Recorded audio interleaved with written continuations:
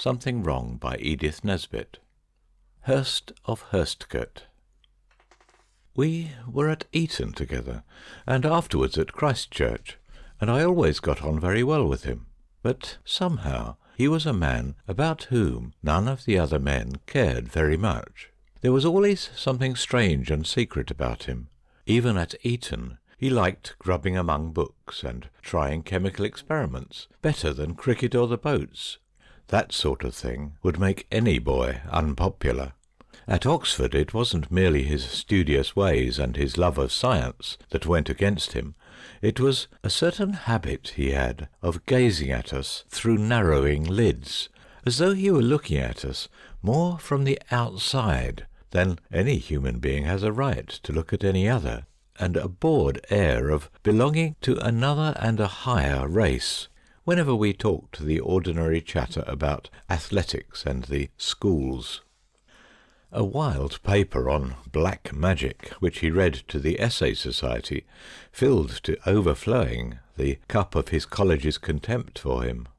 I suppose no man was ever so much disliked for so little cause. When we went down, I noticed, for I knew his people at home, that the sentiment of dislike which he excited in most men was curiously in contrast to the emotions which he inspired in women. They all liked him, listened to him with rapt attention, talked of him with undisguised enthusiasm. I watched their strange infatuation with calmness for several years, but the day came when he met Kate Danvers, and then I was not calm any more. She behaved like all the rest of the women, and to her, quite suddenly, Hurst threw the handkerchief. He was not Hurst of Hurstcote then, but his family was good and his means not despicable, so he and she were conditionally engaged. People said it was a poor match for the beauty of the county, and her people, I know, hoped she would think better of it. As for me, well, this is not the story of my life, but of his. I need only say that I thought him a lucky man. I went to town to complete the studies that were to make me M.D. Hurst went abroad, to Paris or Leipzig or somewhere, to study hypnotism and prepare notes for his book on black magic. This came out in the autumn and had a strange and brilliant success. Hurst became famous as men do become nowadays. His writings were asked for by all the big periodicals. His future seemed assured. In the spring they were married. I was not present at the wedding. The practice my father had bought for me in London claimed all my time, I said. It was more than a year after their marriage that I had a letter from Hurst. "Congratulate me, old man. Crowds of uncles and cousins have died, and I am Hurst of Hurstcote, which, God wot, I never thought to be. The place is all to pieces, but we can't live anywhere else. If you can get away about September, come down and see us. We shall be installed. I have everything now that I ever longed for. Hurstcote, cradle of our race, and all that. The only woman in the world for my wife, but that's enough for any man, surely. John Hurst of Hurstcote." Of course I knew Hurstcote. Who does not? Hurstcote, which 70 years ago was one of the most perfect, as well as the finest, brick Tudor mansions in England. The Hurst who lived there 70 years ago noticed one day that his chimneys smoked, and called in a Hastings architect. "Your chimneys," said the local man, "are beyond me, but with the timbers and lead of your castle, I can build you a snug little house in the corner of your park, much more suitable for a residence than this old brick building." So they gutted Hurstcote and built the new house and faced it with stucco. All of which things you will find written in the Guide to Sussex. Hurstcote, when I had seen it, had been the merest shell. How would Hurst make it habitable? Even if he had inherited much money with the castle, and intended to restore the building, that would be a work of years, not months. What would he do? In September I went to see. Hurst met me at Pevensey Station. "Let's walk up," he said. There's a cart to bring your traps. But it's good to see you again, Bernard." It was good to see him again, and to see him so changed. And so changed for good, too. He was much stouter, and no longer wore the untidy, ill-fitting clothes of the old days.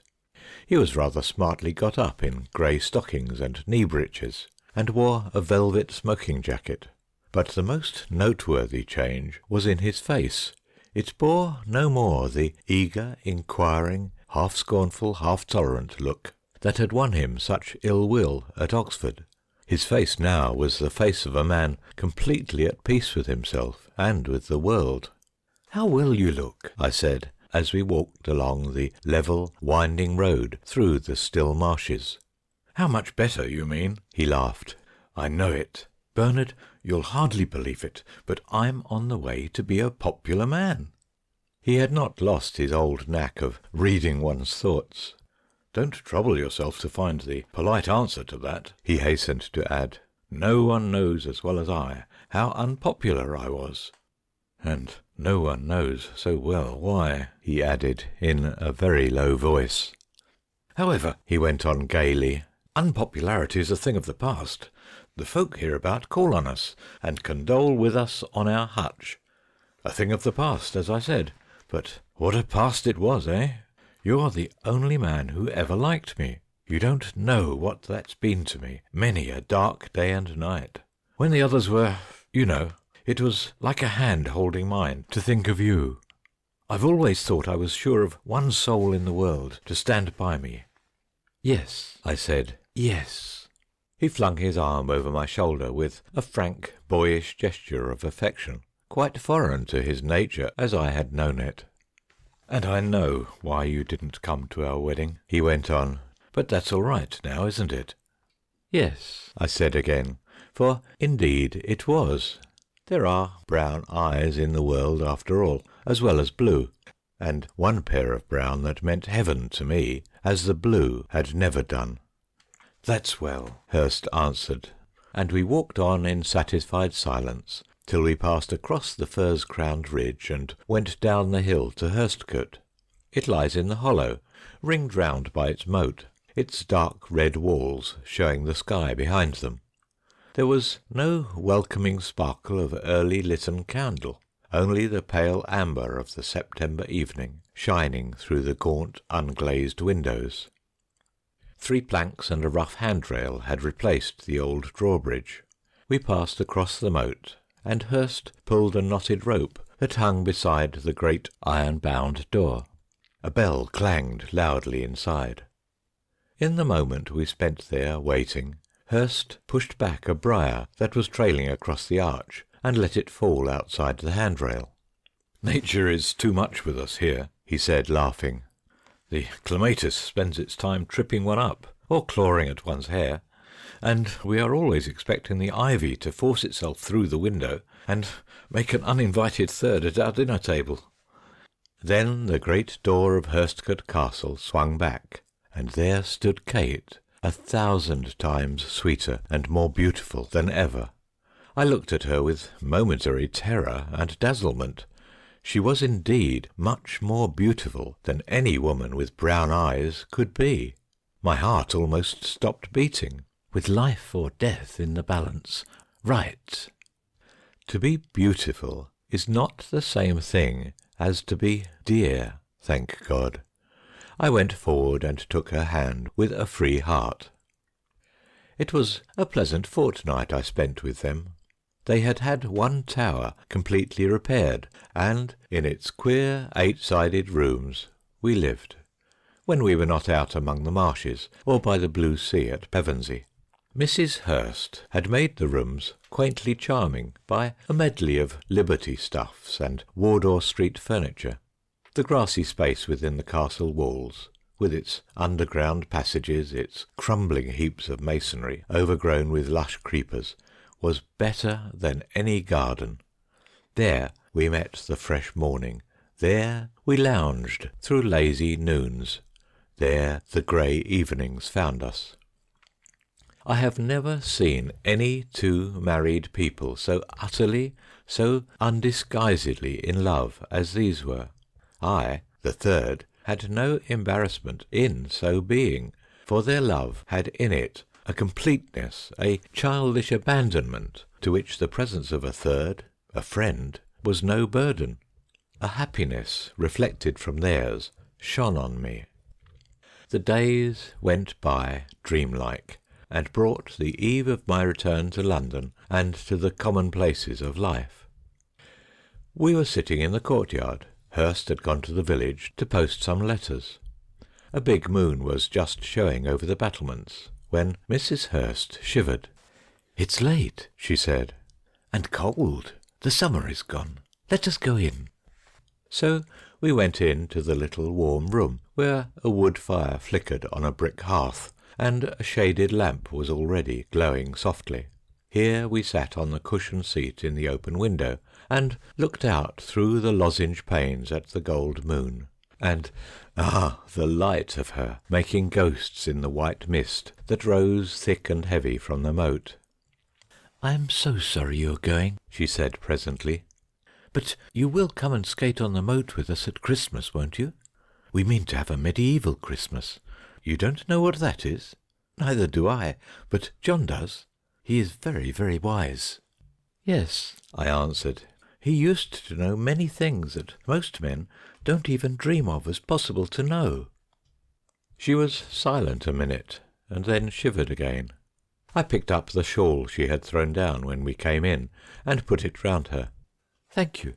I think, don't you, that there are some things one is not meant to know, and some one is meant not to know. You see the distinction?" "I suppose so, yes." "Did it never frighten you in the old days," she went on, "to see that John was always... But he has given all that up now?" "Oh, yes, ever since our honeymoon. Do you know, he used to mesmerize me. It was horrible. And that book of his." "I didn't know you believed in black magic." "Oh, I don't, not the least bit. I never was at all superstitious, you know. But those things always frighten me just as much as if I believed in them. And besides, I think they are wicked. But John... there he is. Let's go and meet him." His dark figure was outlined against the sky behind the hill. She wrapped the soft shawl more closely around her, and we went out in the moonlight to meet her husband.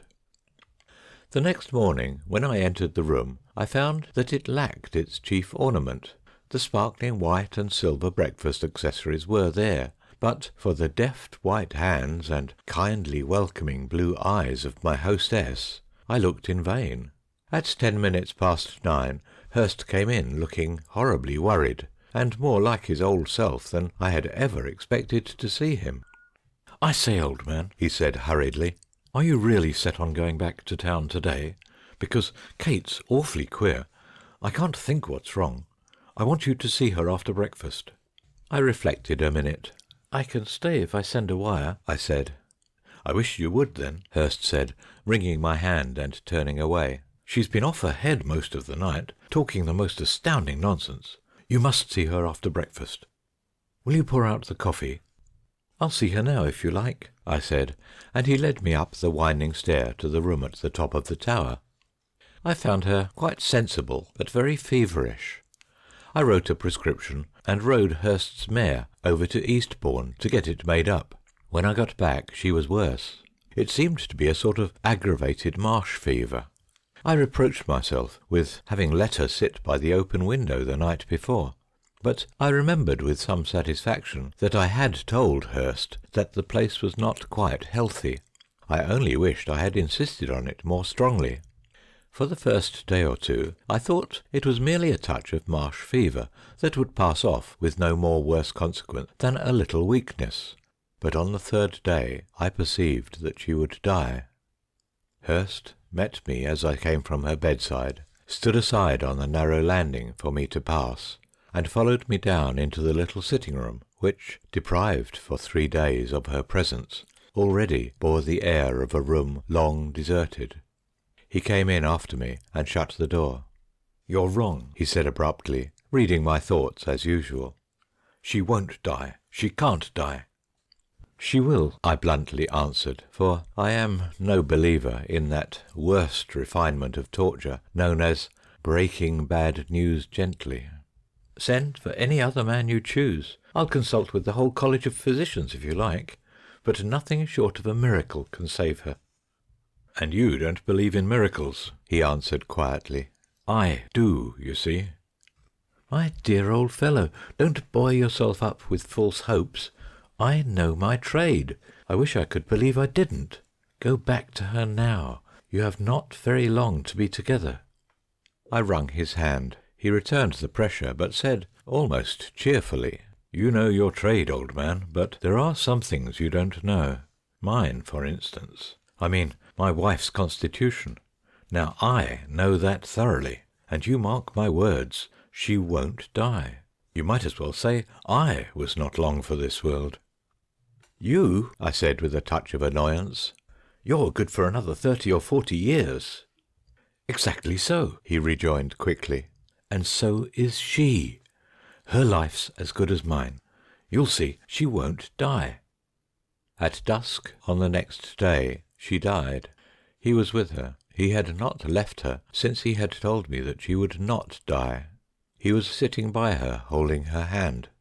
She had been unconscious for some time, when suddenly she dragged her hand from his, raised herself in bed, and cried out, in a tone of acutest anguish, John, John, let me go!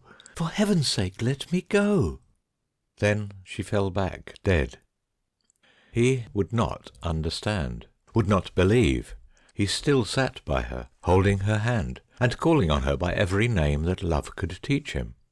I began to fear for his brain. He would not leave her, so by and by I brought him a cup of coffee, in which I had mixed a strong opiate.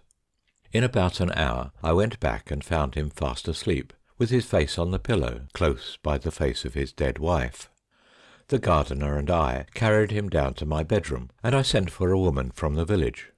He slept for 12 hours. When he awoke, his first words were, She is not dead! I must go to her. I hoped that the sight of her, pale and beautiful and still, with the white asters about her and her cold hands crossed on her breast, would convince him. But no. He looked at her and said, Bernard, you're no fool. You know as well as I do that this is not death. Why treat it so? It is some form of catalepsy. If she should awake and find herself like this, the shock might destroy her reason. And, to the horror of the woman from the village, he flung the asters onto the floor, covered the body with blankets, and sent for hot water bottles. I was now quite convinced that his brain was affected, and I saw plainly enough that he would never consent to take the necessary steps for the funeral. I began to wonder whether I had not better send for another doctor, for I felt that I did not care to try the opiate again on my own responsibility, and something must be done about the funeral. I spent a day in considering the matter, a day passed by John Hurst beside his wife's body.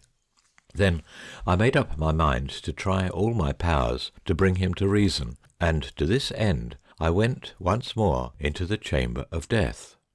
I found Hurst talking wildly in low whispers. He seemed to be talking to someone who was not there. He did not know me, and suffered himself to be led away. He was, in fact, in the first stage of brain fever. I actually blessed his illness, because it opened a way out of the dilemma in which I found myself. I wired for a trained nurse from town, and for the local undertaker. In a week she was buried, and John Hurst still lay unconscious and unheeding. But I did not look forward to his first renewal of consciousness. Yet his first conscious words were not the inquiry I dreaded. He only asked whether he had been ill long, and what had been the matter. When I had told him, he just nodded, and went off to sleep again. A few evenings later, I found him excited and feverish, but quite himself mentally. I said as much to him, in answer to a question which he put to me. There's no brain disturbance now? I'm not mad or anything? No, no, my dear fellow. Everything is as it should be. Then, he answered slowly, I must get up and go to her. My worst fears were realized. In moments of intense mental strain, the truth sometimes overpowers all one's better resolves. It sounds brutal, horrible. I don't know what I meant to say. What I said was, "You can't. She's buried." He sprang up in bed, and I caught him by the shoulders. "Then it's true," he cried, "and I'm not mad. Oh, great God in heaven, let me go to her. Let me go. It's true. It's true." I held him fast and spoke. "I am strong. You know that. You are weak and ill. You are quite in my power. We're old friends, and there's nothing I wouldn't do to serve you. Tell me what you mean. I will do anything you wish." This I said to soothe him. "Let me go to her," he said again. "Tell me all about it," I repeated. "You are too ill to go to her. I will go, if you can collect yourself and tell me why. You could not walk 5 yards." He looked at me doubtfully. "You'll help me? You won't say I'm mad and have me shut up? You'll help me?" "Yes, yes, I swear it." All the time I was wondering what I should do to keep him from his mad purpose. He lay back on his pillows, white and ghastly. His thin features and sunken eyes showed hawk-like above the rough growth of his 4 weeks' beard. I took his hand. His pulse was rapid, and his lean fingers clenched themselves round mine. "Look here," he said. "I don't know. There aren't any words to tell you how true it is. I am not mad. I am not wandering. I am as sane as you are. Now, listen, and if you've a human heart in you, you'll help me. When I married her, I gave up hypnotism and all the old studies.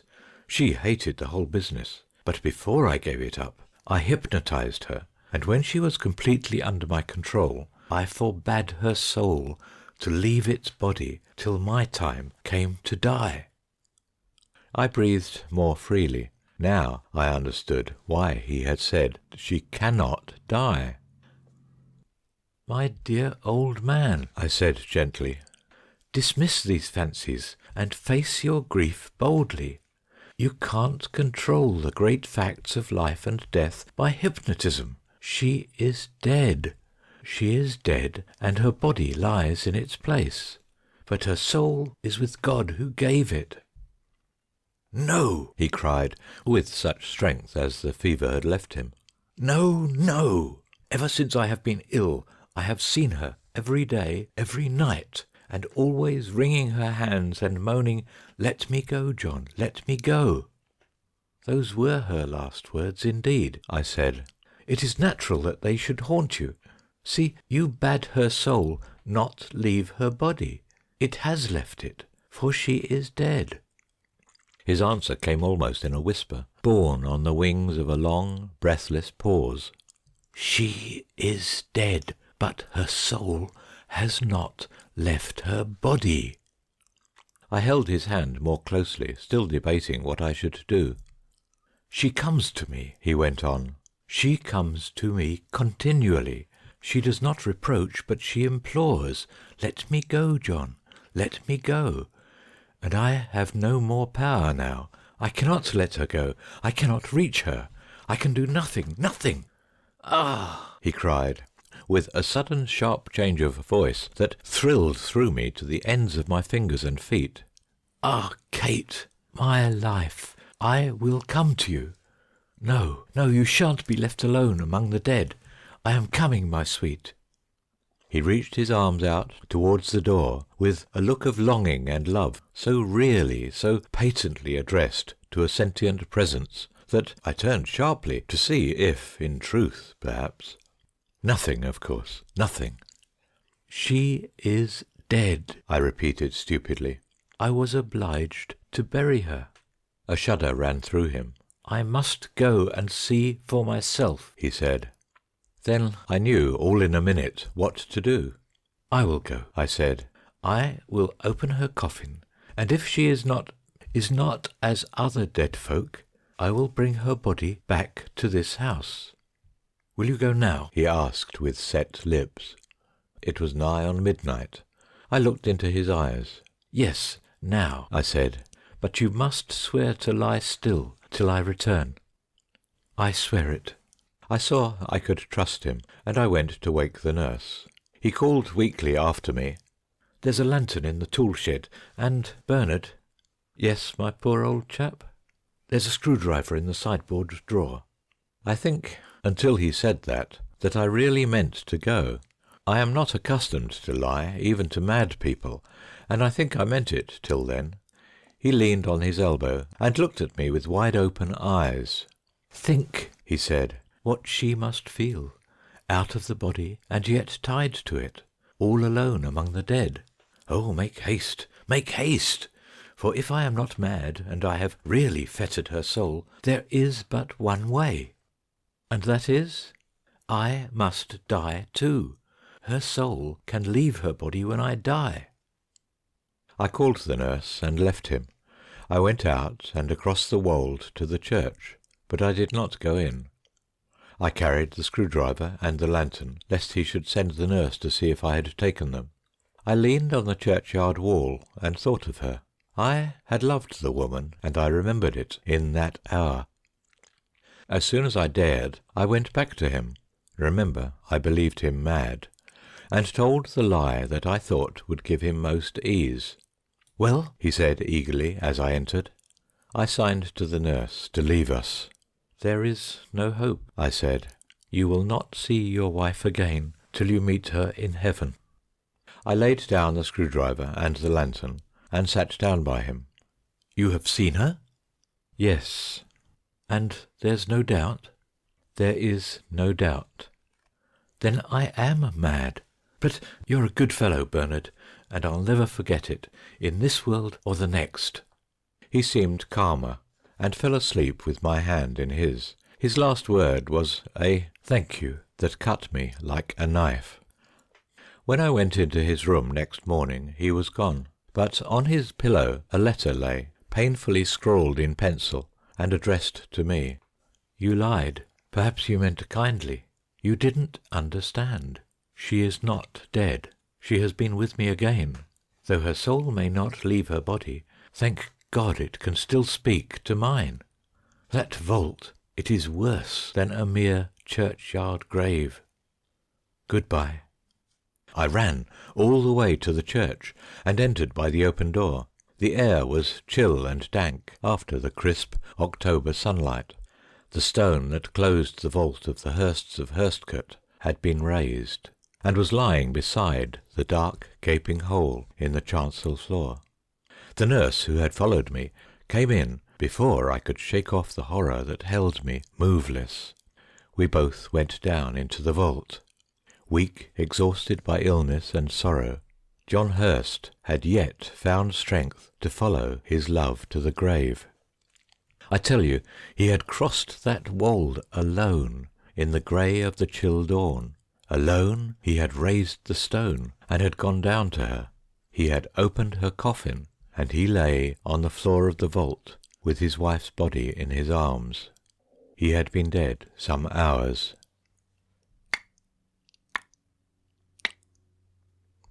The brown eyes filled with tears when I told my wife this story. "You were quite right. He was mad," she said. "Poor things, poor lovers." But sometimes, when I wake in the grey morning, and between waking and sleeping, think of all those things that I must shut out from my sleeping and my waking thoughts, I wonder, was I right or was he? Was he mad? Or was I idiotically incredulous? And it is this thing that haunts me. When I found them dead together in the vault, she had been buried 5 weeks, but the body that lay in John Hurst's arms among the mouldering coffins of the Hursts of Hurstcote was perfect and beautiful as when first he clasped her in his arms, a bride. End of chapter 1. The Blue Rose.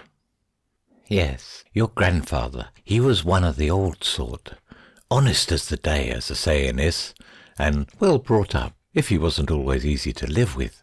and that set on the truth, and that particular. Well, if it hadn't have been for him being that particular, you girls would have had a red-haired woman to your granny instead of me." A smile went round the tea-table. Mrs. Minver's grandchildren nodded and looked at me. You know the look when there is a story in the air, and you are expected to ask for it. But I was too shy. It was my first visit to Myrtle Cottage. Lottie Minver and I were both serving our time with Miss Ellens, note, Maud et Robe, end note, and I was only 16 then. "A red-haired woman," Mrs. Minver went on, "and that would have been a pity on all accounts, for he was a fine man as ever I see, and me being no slip of a chit. His sons all measured over their 6 foot, and all been measured too." She sighed and looked out through the open door at the narrow strip of back garden, where scarlet runners and stocks and reluctant sunflowers had been coaxed to grow. We were having tea in the kitchen. The table was covered with brown oilcloth. The cups were white with mauve spots. We had cresses for tea and winkles, because it was Sunday. "A fine man he was, to be sure," she went on. "That's his portrait, as hangs to the right of the parlour chimney-piece, just over the crockery lamp your Aunt Eliza gave me the very last fair day afore the Lord took her. A fine figure of a man he was, my dears, and much sought after, but mighty particular. And so he married me." Mrs. Minver smoothed her black alpaca apron complacently. "What was it about the red-haired young lady?" I asked. "Ah, that's the tale, and it just shows how careful a girl should be when she's courting." This sounded interesting. "Do tell us the tale," I urged. "Oh, it's nothing much to tell," said Mrs. Minver, but she settled herself against the cushions of her Windsor chair and stroked her left mitten with her right hand in a way that promised. "Come, Granny, tell Lily about the blue roses." "Hold your tongue, then, till I can get a word in hedgeways. Blue roses, indeed. Spoiling a story afore it's begun. Well, you must know, young lady, as I was brought up in the country. A reg'lar Kentish apple I was, my man used to say. Our home was in Kent, down among the cherry orchards. We had a nice little orchard ourselves, and our house. It was a wooden house, all built of boards like, not bricks like you see 'em here.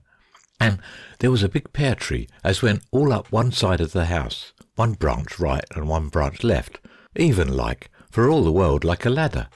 We used to pick the pears out of our bedroom window, me and my cousin Hetty did. Jargonelles they was, and a sight sweeter than any as goes to market nowadays.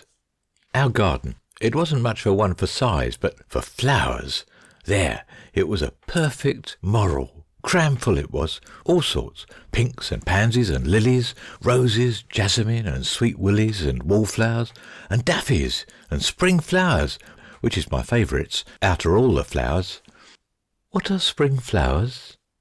"They're a reg'lar old-fashioned flower. Girls used allers to have 'em in their gardens long afore you was thought of, nor me neither. Like wallflowers they be, summat, only pink and yeller, and only one on a stalk, and soft like velvet, and smelling like honey, they did. I haven't seen none of them since I come to live in Bermondsey. Well, our little wooden house, it stood on the hill, and as you come up, whether 'twas by the road, as 'twas white and winding, or whether 'twas by the shorter way through the meadows and the hop garden, the first you see of our house was the white rose tree. It climbed all over the side of the house, not the side where the pear tree was, but the other. There was no windows that side the house, and the rose clomb all along, and blow, it did blow, that rose did. Pearl white the roses was, or what you might call blush pink, and hundreds of 'em. It was quite a picter. Well, one fine summer, every rose as come on that tree wasn't white nor blush pink any more, but blue, a darkish blue at the edges and paler to the middles. Not pretty? Well, perhaps not, but I tell you there never was such a fuss made over any roses you'd call pretty as there was over that blue rose. Parson, he was always coming down to see it, and bringing his friends, from London sometimes, and the gentry they drove in their carriages to see our blue rose, and the tradesmen and grocers they come in their carts from far and near, for they said, well, it was a novelty, and they said it would surely take the prize at the flower show. But it was Hetty's rose bush. Father give it her when first she come to live with us. She come quite little, and she cried at the strange place, and all she took to was the white roses. So father, he give her the bush, and next year father, he died. About cherry time it was. So when they said that about the prize, Hetty said she didn't care about prizes and flower shows and things. It was quite enough to have such a rose tree for her very own. The next year the roses come blue again, and everyone come more than ever to look, and the grocers and people with carts, they come from far and near, for they said it was a novelty. But mother, she was rather quiet-like, and she didn't say much about the roses. And one day when she and me was making up the bread, just our two selves in the back kitchen, she says to me, "Addie," she says, my name's Adelaide, "about them blue roses now, if it wasn't that I don't like to think of a child of mine being up to such tricks, I should say as you or Hetty had been a borrowed of my blue bag." "Your blue bag, mother?" says I. Hard work I had to keep my face, for Hetty, she was a-making faces at me through the window.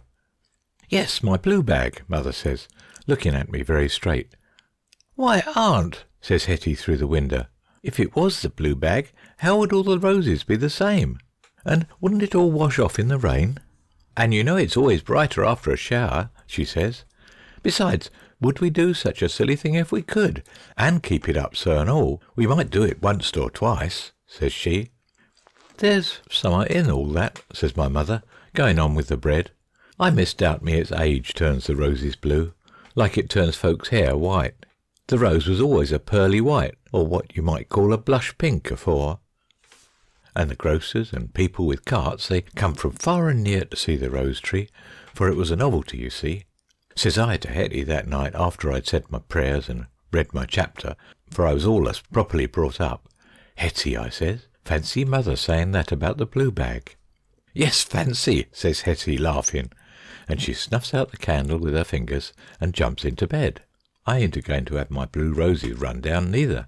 Why, I'm a-going to take the prize at the flower show, I am, with my wonderful blue roses. And sure enough, she told parson the very next day as she would try for the prize at the flower show. It was just about that time she took up with George Winstead. Yes, him has come to be your grandfather instead, and is lying in his grave at Long Malling this 20 good years. Well, they kept company together, and everyone was willing, for he was a godly young man and taught in Sunday school, and had good hopes of his uncle's business, which it was a corn chandler's in Medstone, and she was a well-looking girl enough for all her red hair, which was made fun of then, though I hear it's all the rage nowadays. I never see a girl so took up with a chap as she was with him. She'd give up curling her hair, because he liked it plain, and she took to reading the Bible and saying her prayers, like I'd always done, and she'd always laugh at me for it. Why, I'd seen her kneel there over half an hour, and then get out of bed again when she thought I was asleep, and kneel down on the bare boards by the window, and cry and pray and say, "George, George," and pray again, not out loud, but so as I could hear her. Not proper prayers, she didn't say, like people gets taught, but things out of her own head, and the same things over and over, till I used to say, "Come along to bed, Hetty, do. For gracious sakes, you'll catch your death of cold on them boards, and I'm a-dropping with sleep." Well, as flower show day come nearer and nearer, she grew stupider and stupider, and more given to praying, and used to be all for going off by herself and leaving everything to me, even to making our dresses for the flower show, and looking after them roses what was to take the prize. I did it all, of course. I was allus called a good-natured girl, and the dresses they looked lovely, and the roses was bluer than ever, instead of being a pearly white or a blush pink, like they should have been by rights. And Hetty, she prayed and cried o' nights till I wonder I ever got a wink of sleep, and of a day she'd laugh till she nearly cried again. Well, flower show day come, and we had our new sprigged prints. Gowns was wore short in the waist then, and Hetty, she looked like a ghost in hers, but they did say mine became me wonderful. It was a beautiful day, I remember, very sunny and bright, and you was glad to walk the shady side of the way that day, I can tell you, Very hot it was in the big barn where the flower show was. 'Twas all done up fine with flags and wreaths and all sorts, and it was that hot the flowers was most wilted afore it come time for the prizes, and everyone was wiping their faces with their handkerchers and saying there hadn't been such a day this 20 year. When it come time for the prizes, we was all setting on forms packed close like herons. Mother was there, of course, and George and his friends, and Hetty sat next to me, and George, that's your grandfather, was setting the other side of her, and she kept edging away from him and getting close to me, and crushing my new print, not to mention her own, and she kept on holding my hand that tight I didn't know how to bear myself, and I never see a bonnet with pink ribbons look worse on any young woman than it did on her. Mine always suited me. I had it done up with blue the year I was married. Presently it come to roses. The barn was full, all the gentry and the parson and his friends, and the grocers and people with carts had come from far and near. Well, the gentleman what was giving out who had got prizes, he takes up the bunch of blue roses. I'd done 'em up nicely with a white ribbon, for Hetty was in one of her queer fits and wouldn't touch 'em, and he says, "Hetty Martin." Hetty jumped on her feet. I felt what she was a-going to do, and I tried to hold her down, but no, she shook her arm clear of me, and she called out in a kind of sharp, shrieky voice, as you could have heard a mile off, "Don't you go for to give me no prizes," she says. "It's all a lie. Them roses is made up blue. Aunt, she just hit it. It was the blue bag. I never meant to tell, but I can't a-bear it. I made 'em up blue, and I done it myself, and I don't care who knows it. There." Yes, my dears. Well, you may look. She spoke up like that. She did indeed, afore all that barnful. I never see such a girl. Why, I wouldn't never even have thought of such a thing, let alone doing it. Disgraceful, I call it, a girl putting herself forward afore folks like that. You could have heard a pin drop, as the saying is. The place was that quiet for full half a minute. My heart was in my mouth, and for that half minute I didn't know what she'd say next. The silly girl! Why, 2 whole summers we'd blued them roses, and no one never knowed, and no one wouldn't never ha' known. We used to do it of a morning, early afore mother come down.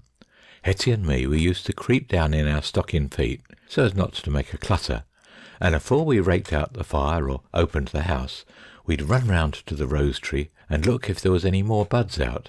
And Hetty'd say, "Here's another, Addy," and I'd say, "All right, Hetty, we'll have him," and I'd rub the blue bag round it once or twice, and when it rained the blue soaked in more, and the wet would seem to take it right into the roses' hearts, and as the rose opened it would be all blue, from us having blued the edges. And to think we might have gone on, and took all the prizes at the flower shows. I hate a fool. Well, that day in the barn, it lasted that kind of quiet like, as if we was in church. It lasted for full half a minute, and it seemed like 20. And then there came a buzz like a whole bench of bees when a boy throws an apple at 'em. And Hetty, she says, "Oh," quite soft and frightened like, as well she might be. And then, afore anyone could say a word to her, she was off through the big barn door like a rabbit with the dogs arter it. The old gentleman what gives the prizes, he said he'd knowed it all along, but he hadn't, for he'd drove over in his own carriage to see our blue roses, and called them curious natural something or other. And Hetty didn't tell of you, Mrs. Minver?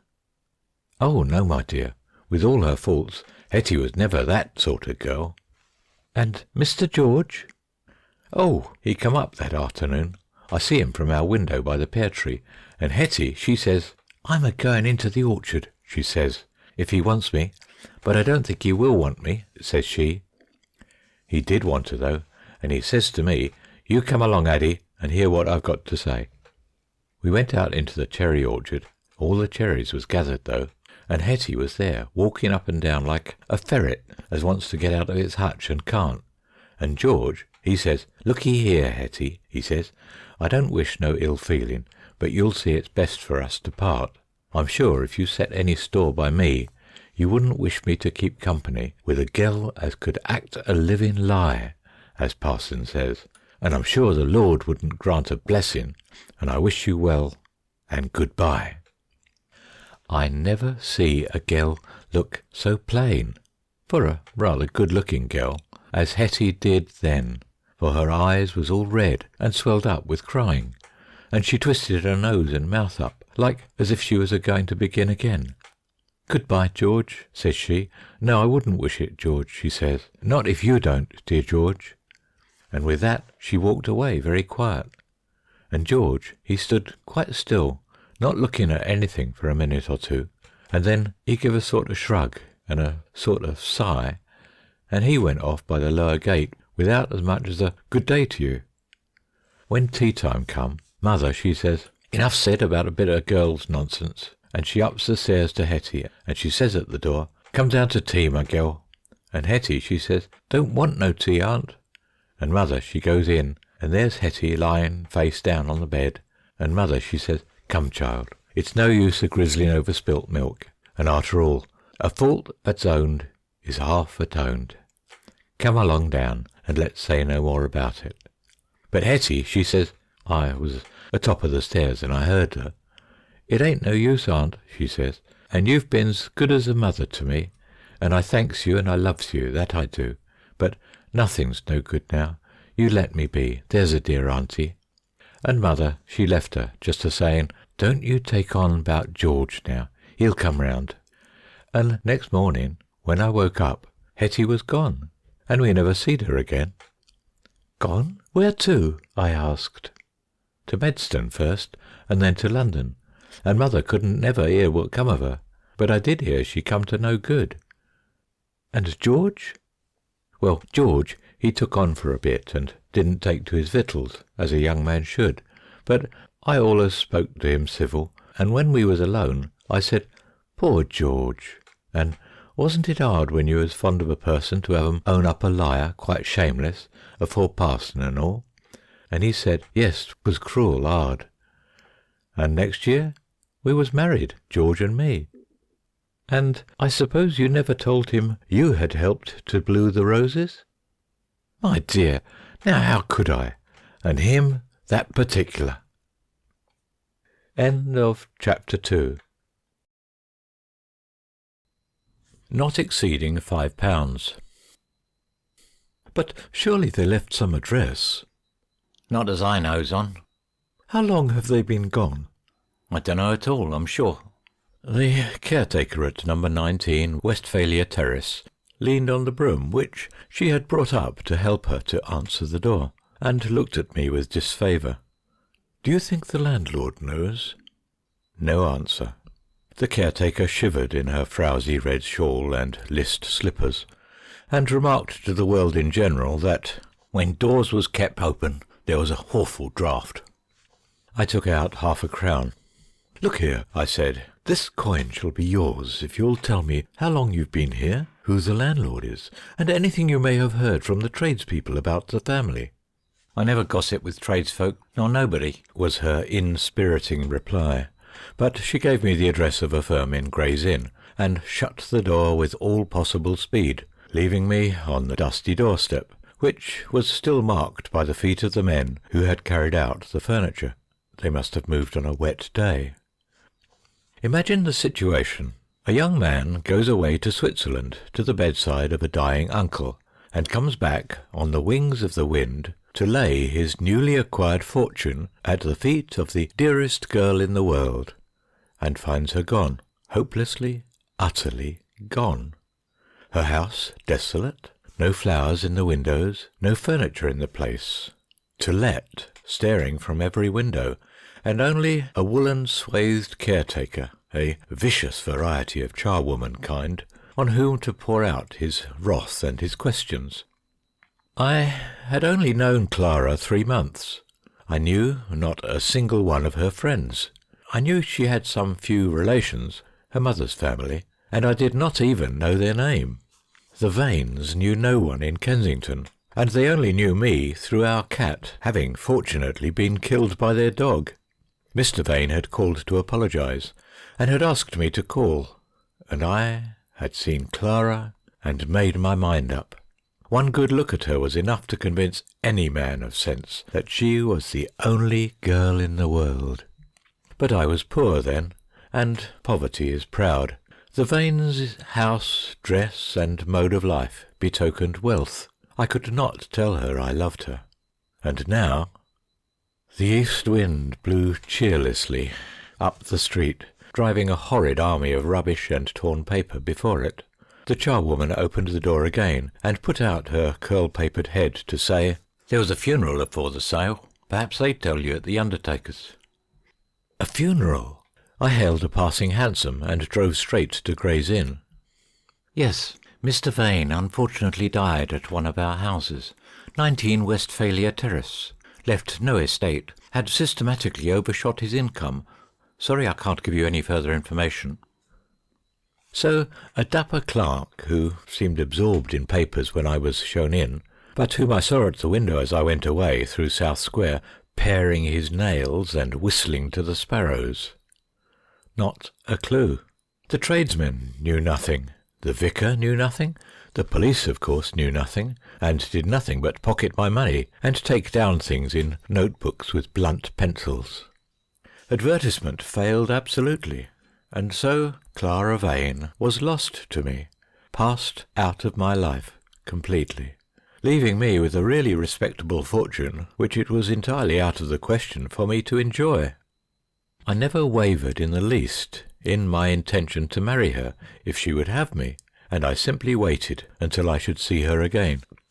It will have been inferred that I did see her again. I did, but not for 3 years. 3 long years. I won't go so far as to say that an hour never passed in which I did not think of her, but I'll swear that 2 never did, and I loved her more than ever.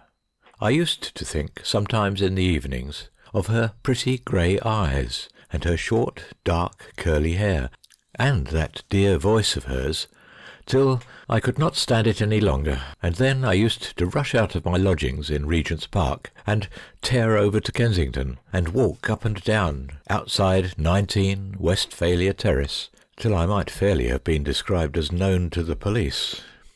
Well, after 3 years of this life, I had my own work to do and my other life to live, but that has nothing to do with this story. After 3 years, business took me to Tunbridge. I went by an express train. I bought the papers and got a comfortable corner in a first-class carriage, where I let the papers lie on my knee and dreamed my usual dreams. Clara, Clara, Clara. The stations raced by, Chislehurst, Orpington. I looked idly out at the station gardens, all roses and pinks and honeysuckle, the havens wherein porters seek refuge from the grime of railway life. As we swept into Halstead Station, I looked out with a torpid curiosity as to the gardens there, and saw Clara. She was standing on the up platform, a bunch of red and pink roses in her hand. She had on a grey dress with black ribbons and a large grey hat with black feathers, and she had just the same sweet, dear little face and curling hair. Whizz, zzz, whirr! The train had shot past the station, the carriage windows rattled, the train vibrated and pulsated with the increasing speed, and every pulse and every vibration was carrying me away from my heart's heart. I leaned out of the window, dazed and stupid with delight at the mere sight of her. I could still just see her grey gown and bright flowers. Then someone on the platform stepped between her and me, and my senses returned to me. In a flash I saw that if I went on to Sevenoaks and got a train back, she, who was obviously waiting for the next up train, would have left the station long before I reached it. Probably she was only spending the day at Halstead, and any search for her there would be vain. If I failed to grasp this chance, another 3 years, priceless years of youth, might go before I saw her again. All this flashed through my mind in the space it took me to get from the window to the electric communication with the guard. I broke the glass, pulled out the handle. The train slackened, and as it stopped, the guard put his head in at my carriage window. His eye glanced round the carriage. I won't say he was disappointed not to see a corpse or some signs of a struggle, but the man was human. "Why, you're all right," he said. "Blest if I didn't think you was dead when I heard that bell. It's a wonder it's connected. just my luck too, and us 10 minutes behind already. What did you do it for, eh?" He opened the door and put his head in with sudden ferocity. "I stopped the train because I'm going to get out," I said firmly. "Nothing wrong?" "No, but I'm going to get out." He planted himself heavily in the doorway. "No, you don't," he said. I was desperate. We were 300 yards or more from the station. The up train was signalled. Another minute of this folly would lose me Clara. I took out a £5 note, laid it on the seat, and advanced towards him. A Herculean push, I calculated, would hurl the guard from the train, and I should flee back along the line. To my astonishment, his face had changed. "And what about my trouble, sir?" he asked politely, gazing at the note. "Stopping the train and liable, sir, to get into trouble with the company." I jumped out of the carriage. He made way for me deferentially. Our hands touched. Great is the currency, and it will prevail. The next minute I was speeding back along the down line towards Halstead Station. The line is laid on exceedingly rough gravel, and running was not easy, nor am I, at any time, a practised runner. My breath came fast and with difficulty. My knees ached furiously, but I ran on. I could hear distinctly the rumble of the train in the tunnel behind me. The up train! I was, I reflected, running a race with the main line up. The prize, Clara. If the main line up won, it would bear her away on its bosom. If I won, should I? I pressed my failing legs forward, fought for freer breath, got it in a rapture of relief which by experts is called, I believe, the second wind, and the main line up and I came in neck and neck, but of course I landed on the down platform. I flew up the steps and over the bridge. I reached the up platform, breathless, hatless, but radiant. Clara was just getting into a first-class carriage. I stumbled in after her and sank panting in the corner. She, seated at the far window, did not turn her eyes on me till the slow throb of the train betokened departure. Then she looked at her fellow traveller and blanched. We were alone in the carriage, and I fear I had a lunatic air. Then she recognised me. Her face flushed, and she said, "Oh, you!" with a delightful lightening of eyes and brow, and a dimpling at the corner of the mouth. I exclaimed pantingly, "to run to catch the train." "I suppose so," she said, leaning back in her corner and smiling. "It wasn't very wise to give yourself so little time to do it in. Where have you sprung from? Have you friends down here?" "I have sprung," I said, beginning to recover myself, "from the main line down, and am subject to a penalty not exceeding £5 for availing myself of the electric communication and stopping that train." "Do you mean that you were in that train that went through just now?" said Clara, looking interested. "Yes, and I stopped it. The guard was not at first satisfied with my reasons, though they were of the best." "Why did you stop it? What were your reasons, if one may ask?" "You may ask, though the guard did not. I stopped the train because I have been looking for you for 3 years, and I saw you on that platform. I would have stopped a tiger or the march of civilization on the same grounds." She gave me a hurried glance and dropped her long lashes. I mopped my forehead furtively before proceeding. "I have been looking for you for 3 years," I said, "to ask you to marry me. Dearest, I never have even thought of marrying anyone else, and I have been looking for you all this time." My flippancy, born of nervousness, was deserting me. I leaned forward earnestly. "Oh, how good it is to see your dear face again," I said. "This pays for all. It is—" "Stop," she interrupted, still looking down. "I suppose you don't know I was married 3 years ago to General Pegler." Married! I sank back, sick at heart. The train stopped, and a copy of the Financial News got in, with a gentleman completely buried in it. But buried as he was a check on conversation. That was an awful journey. I sat up very straight and asked questions about roses and the people who lived at Halstead, and the prospect of the hops and many other things about which I did not want to hear. And Mrs. Pegler answered me, and the financial news and its occupant sat opposite to me. Clara grew more and more silent, I more and more morose. At Charing Cross, as I handed her out, she said in a voice that was not very steady, "Won't you come and see me sometimes? I live at the Red House, Halstead." "No," I said, "that would be too much. I hope I shall never see you again." She bowed her head. We stood facing each other on the platform, and I dare say the porters found us amusing. "Goodbye," I said, my sharp disappointment lending a vinegary flavour to my voice. "Your mother, I trust, is well?" She did not answer, and I blundered on. "I regret to see that you are in slight mourning. Not, I trust—" "No, no, no," she cried vehemently. "Mamma, at least, is left to me. She doesn't hate me because I tried to do the best for her when she was left penniless. She knows I thought I ought to marry General Pegler.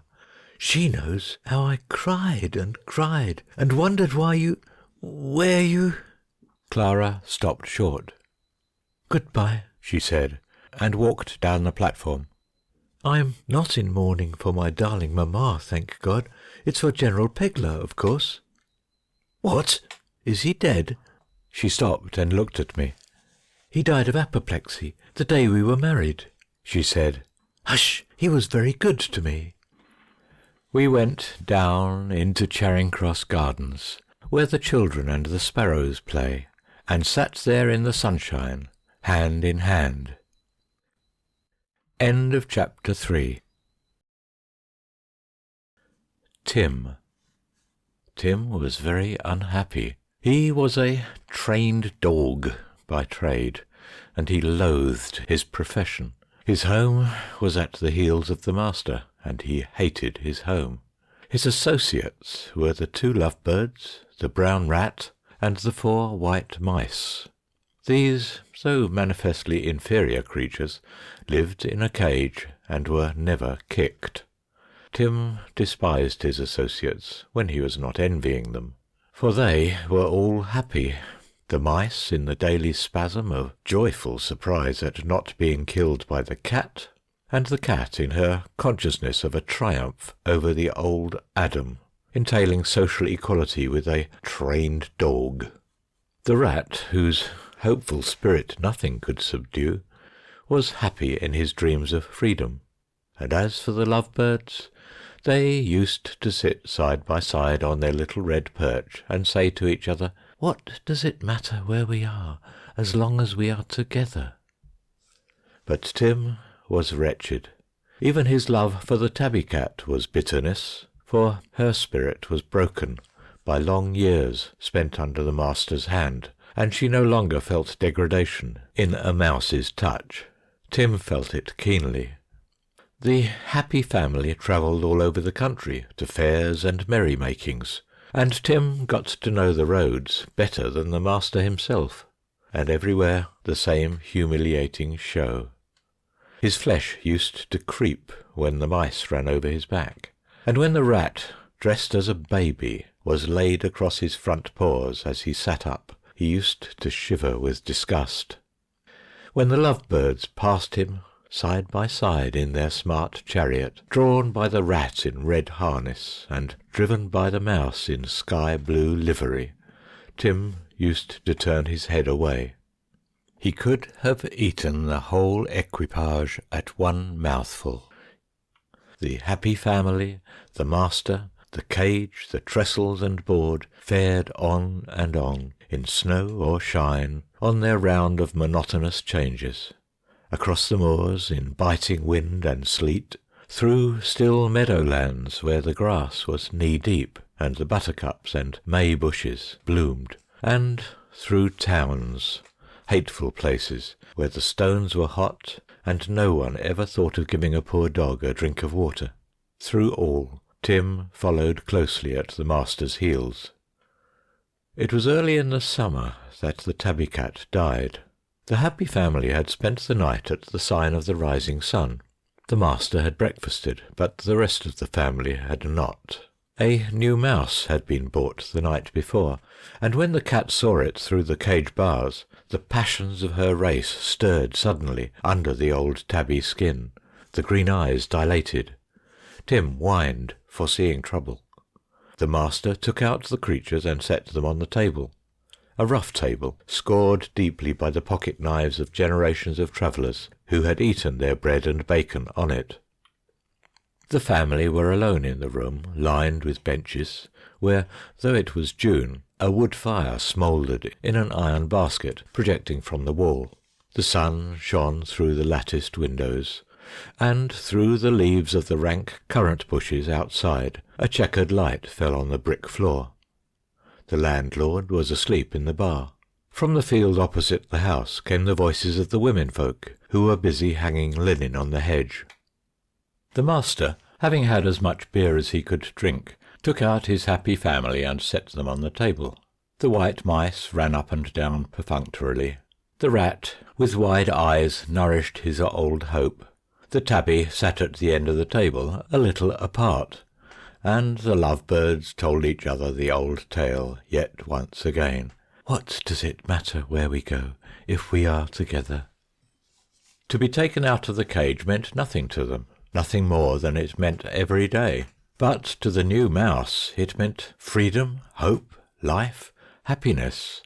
One little frantic scamper rush across the beer-stained table, a light leap to the sanded floor, then a stronger rush, a heavier leap, a pitiful little cry, then silence. The tabby cat had killed the new mouse. The master rose. "You cursed beast!" he cried. Then he kicked the tabby cat into one corner of the kitchen, and then from that into another, with cries and curses, till the women of the house came in shrieking, and picked up the poor furry body covered with sand and blood. The tabby cat died that night, and Tim whined till the master kicked him into silence. And next day, when the performance came off on the village green, he missed his tip 3 times, and went beaten and dinnerless therefore. The next town they stayed at was the town where the master had bought Tim, who had been taken struggling and whining from the chubby arms of a little girl in a blue check pinafore. A dog licence cost 7 6pence, and the master offered 10 shillings for the pup, so the mother sold it, and gave the child a farthing sugar stick to console her. To this town the happy family now came. There was a new kitten, but it knew no tricks, and had to be drugged before the performances. Then the mice ran over it, and the audience applauded its self-restraint. Tim's heart was heavy. It was a hot day, and the board had been set up on a sandy space where thistles and dry prickly grasses grew. He had had no water since morning. When he looked up at the board and saw the drugged kitten in the place of the old tabby, he whined, with the usual result. To make things worse, there was a large and tolerably liberal crowd, so that one had to go through all one's performances 3 times. Tabby being dead, Tim's part in the programme was a hard one. He had to march, to present arms, to die for the Queen, to sing, to dance, to jump through a hoop, and pick out certain words from among a dirty pile of wooden squares with the letters of the alphabet on them. He could spell his own name and Tabby's. When he had spelt hers, he threw up his head, howled, and was kicked. Someone in the crowd cried, "Shame!" "Shame it is indeed, sir," said the master, "to see a dog so wrong-headed as him, and greedy. He's had a bloomin' sight better dinner than me, as 'tis, and now he's all for eating his fellow creatures on the board. Clever? Oh, yes, but bad-hearted. It's to save them poor little harmless dears as I have to kick the dog." The crowd, moved by his eloquence, fumbled in its pockets, and Tim took round the hat, a strong little hat that he wore on his own head and carried on his own paws. When many coppers fell in, as now, the little paws got very tired. As Tim made the weary round of the audience, His head hung lower than it should have done over the copper store. A kind little hand patted his head, and a kind little voice said, "Poor doggy, poor Tim." That was the first kind word, the first kind touch, since he had been taken from the protecting folds of the blue pinafore. The master had only kicked him. He looked up. It was the same hand, the same voice, only now the hands held crutches, and the round face had grown pale and thin. But it was the child who had cried when he was taken from her 4 years before. Tim recognized her with leaps of heart, and dared not even wag his tail, lest he should drop his hat with the money. But when the master lay steeped in beer that night, Tim stealthily left his side, and on soft cushioned feet ran through the sleeping town, and lay down under the doorstep of the house where the lame child lived. The master, rubbing a beery eye in the morning sunlight, missed the dog from his side, and the first outpourings of his wounded spirit may not here be set down. Later, over a morning pot, he told his sorrows to a friendly bargee. "But I might have knowed it. Fuss that blamed old cat what was worth a £5 note any day, and then Tim what hasn't his equal, nor yet his price. I might have knowed it. Warn't for nothing I killed a spider on my hat o' Tuesday, and see the new moon through a winder. Blamed if I know what windows was made for, 'cept to get honest men into trouble." "Nor me neither," answered the bargee, who leaned on the table with his pewter between his elbows. "It was only last moon, as I see through the swing door yonder, and next day he sent down word she was to be painted inside and out, not naming no colour, d'ye see. So I gets a lot of green paint, and I paints her from stem to stern, and I tell you, she looked A1. Then he comes along and he says, 'What you paint her all one colour for?' And I says I, ''Cause I thought she'd look first rate,' I says, 'and I think so still.' And he says, 'Do ya? Then you can just pay for the paint yourself.' And I had to too. And what could have made him like that if it weren't that blamed moon?" "Blow the moon," says I, returned the master sadly. "But green paint ain't to be compared with losing a trained dog, and a tabby, though old." And, having called for another pint, he slouched out to look for Tim. He looked naturally in all the public houses, but as Tim was not there, the master did not find him. Towards evening he bought another pup, a mongrel poodle this time, and took it away to beat into the shape of a trained dog. Tim knew perfectly well when the master left the town. As long as the happy family remained, Tim lay still under the stone. Not even thirst could bring him out. When the master had at last gone, cursing, and it was dark, Tim crept out, stretched himself, ran round the town, had a drink and a snack in the gutter, and at last returning to the doorstep, lay down, on it this time, and slept. It was there that the lame child found him when she opened the door. He leapt at her with a rush that almost overset her. She sat down on the doorstep and took him in her arms, and the two cried together in the joy of that reunion. Letty lived alone.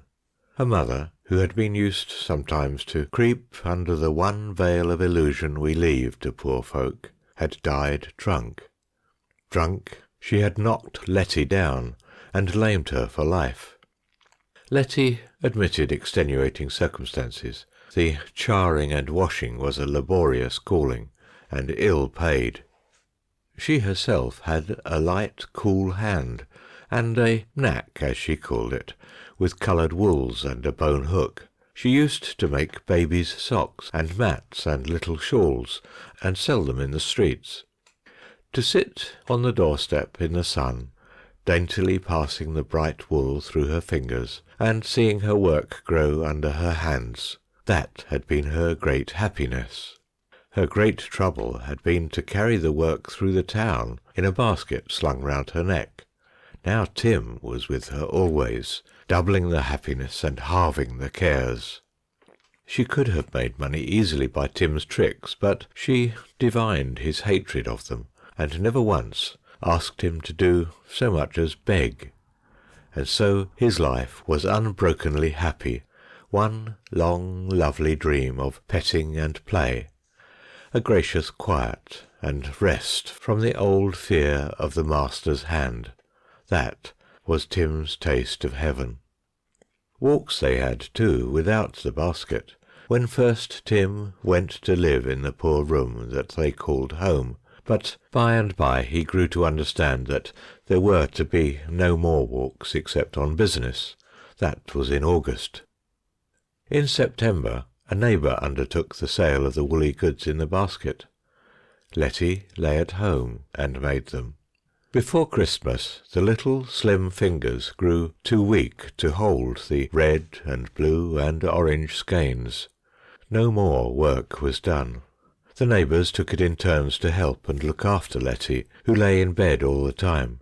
She seemed very tired, Tim thought, but never too tired to stroke his smooth white head when he snuggled down beside her, to kiss him and talk to him, or to hold him in her arms while he slept. But there came a hard day, when she would not answer his whine of joy as he leapt on the ragged quilt, would not move her hand to stroke him. Tim had crept under the bed when the doctor came. He hated all men, for the master's sake. He had heard a whispering, and then the doctor and the two neighbours had gone out of the room. When the door closed behind them, Tim came out, shook himself, and leapt on the bed. Letty never moved. He whined and thrust his cold nose against her neck, under her ear. She did not take him in her arms. He scratched at the bedclothes, and still she did not move. Oh, what was it? What had he done? Why was she angry with him? Could it be that she was vexed because he had neglected his tricks? How selfish he had been! He jumped off the bed and began to go through the old tricks, slowly and carefully, marching, presenting arms, dying for the Queen. Then he danced, and then turned somersaults. Still she lay there, and would not notice him, would not speak to him. He could not do his other tricks, he had not the properties. How could he pick out his name and tabbies when there were no wooden slabs? He jumped on the bed again to tell her so. Still she lay there, quite still. His poor stupid head full of his one idea, he got down onto the floor again and slowly went once more through the whole performance. He had often had to do it twice for the master. Surely she would look now, would stroke him, and let him go to sleep with his face against her neck. But that could never be again, because Letty was dead. When a sour woman sent at the expense of the parish came in an hour later, she found Tim still standing at attention beside the bed where the dead child lay. She drove him out. "Shoo! Get out, you brute! I never could abide dogs." Tim hid himself again under the steps. When the woman was gone, he tried to get indoors again, but the door was locked. He crept back to the dusty refuge under the steps. He would wait, and sooner or later they would let him in, and perhaps she would have forgiven him by that time. He shivered as he sat there. He was always warm in her arms. Then, one bitter day, some men carried something out of the house and put it in a long carriage, and Tim, perceiving at once that she was in that long carriage, followed it through the streets. A sharp wind drove the rain in his eyes as he went. The master had come back to the town where he had lost Tim. The recollection did not endear the place to him, but he had seen 2 magpies that morning, and he knew that meant luck of some kind. And luck he had, as he told a friend afterwards, "The blamedest luck ever you saw." Walking into the town through its fringe of sordid yellow houses, with the cage on his back, his new pup at his heels, the master, footsore and profane, became aware of a pauper funeral, and following it, apparently the only mourner, Tim. I went along arter him pretty sharp, I tell you, and I didn't take my eye off the bloomin' brute, not me. But there was the burying to be done, afore I could get anigh him. When the parson and folks had gone off, he was left all alone. He didn't see me. He was a-whining and tearing up the ground with his paws, and kicking up the devil's own delight. And when I went to collar hold on him, he turned and bit me, to the bone he did, the ungrateful little beggar. But I gave him what for, I tell you, and I fetched him home at the end of a string. He don't never run away from me no more. The happy family look on Tim as a desperate villain who abandoned duty at the call of pleasure. The brown rat alone, in whom the voice of hope is not dead even yet, sympathizes with him. But what is sympathy from a person you despise? One day, when the master was asleep in a dry ditch, after a heavier beer than usual, the brown rat, peeping through the cage bars with wistful admiration, asked, "Why don't you run away again?" "I can't. I am always chained," said Tim. "And besides, why should I? I've nowhere to run to." But the question stirred him, and he whined till the master had to rouse himself and kick him into silence. End of chapter 4. The Linguist. "Here he is," I said, as I heard the cab wheels at the door. "Poor devil! I wonder how he will like Collingwood College." The French master shrugged his shoulders. "As the rest of us. It is not there, the question. How will we like him?" We were sitting in the dog hutch, or master's study, our only refuge from our flock. A dark, unwholesome, underground room that smelt ever of tea leaves and black beetles. The French master had his thumb in a yellow-covered novel, as usual. As usual, too, the German master was busy with grammar and dictionary. The candles in their bent japanned candlesticks lighted the room ill, but one hardly desired a light that should show more of it. "The new master, sir," said the overgrown boy in buttons, who opened the door and looked after the master's wife's pony. Then he came in. He was tall, very tall.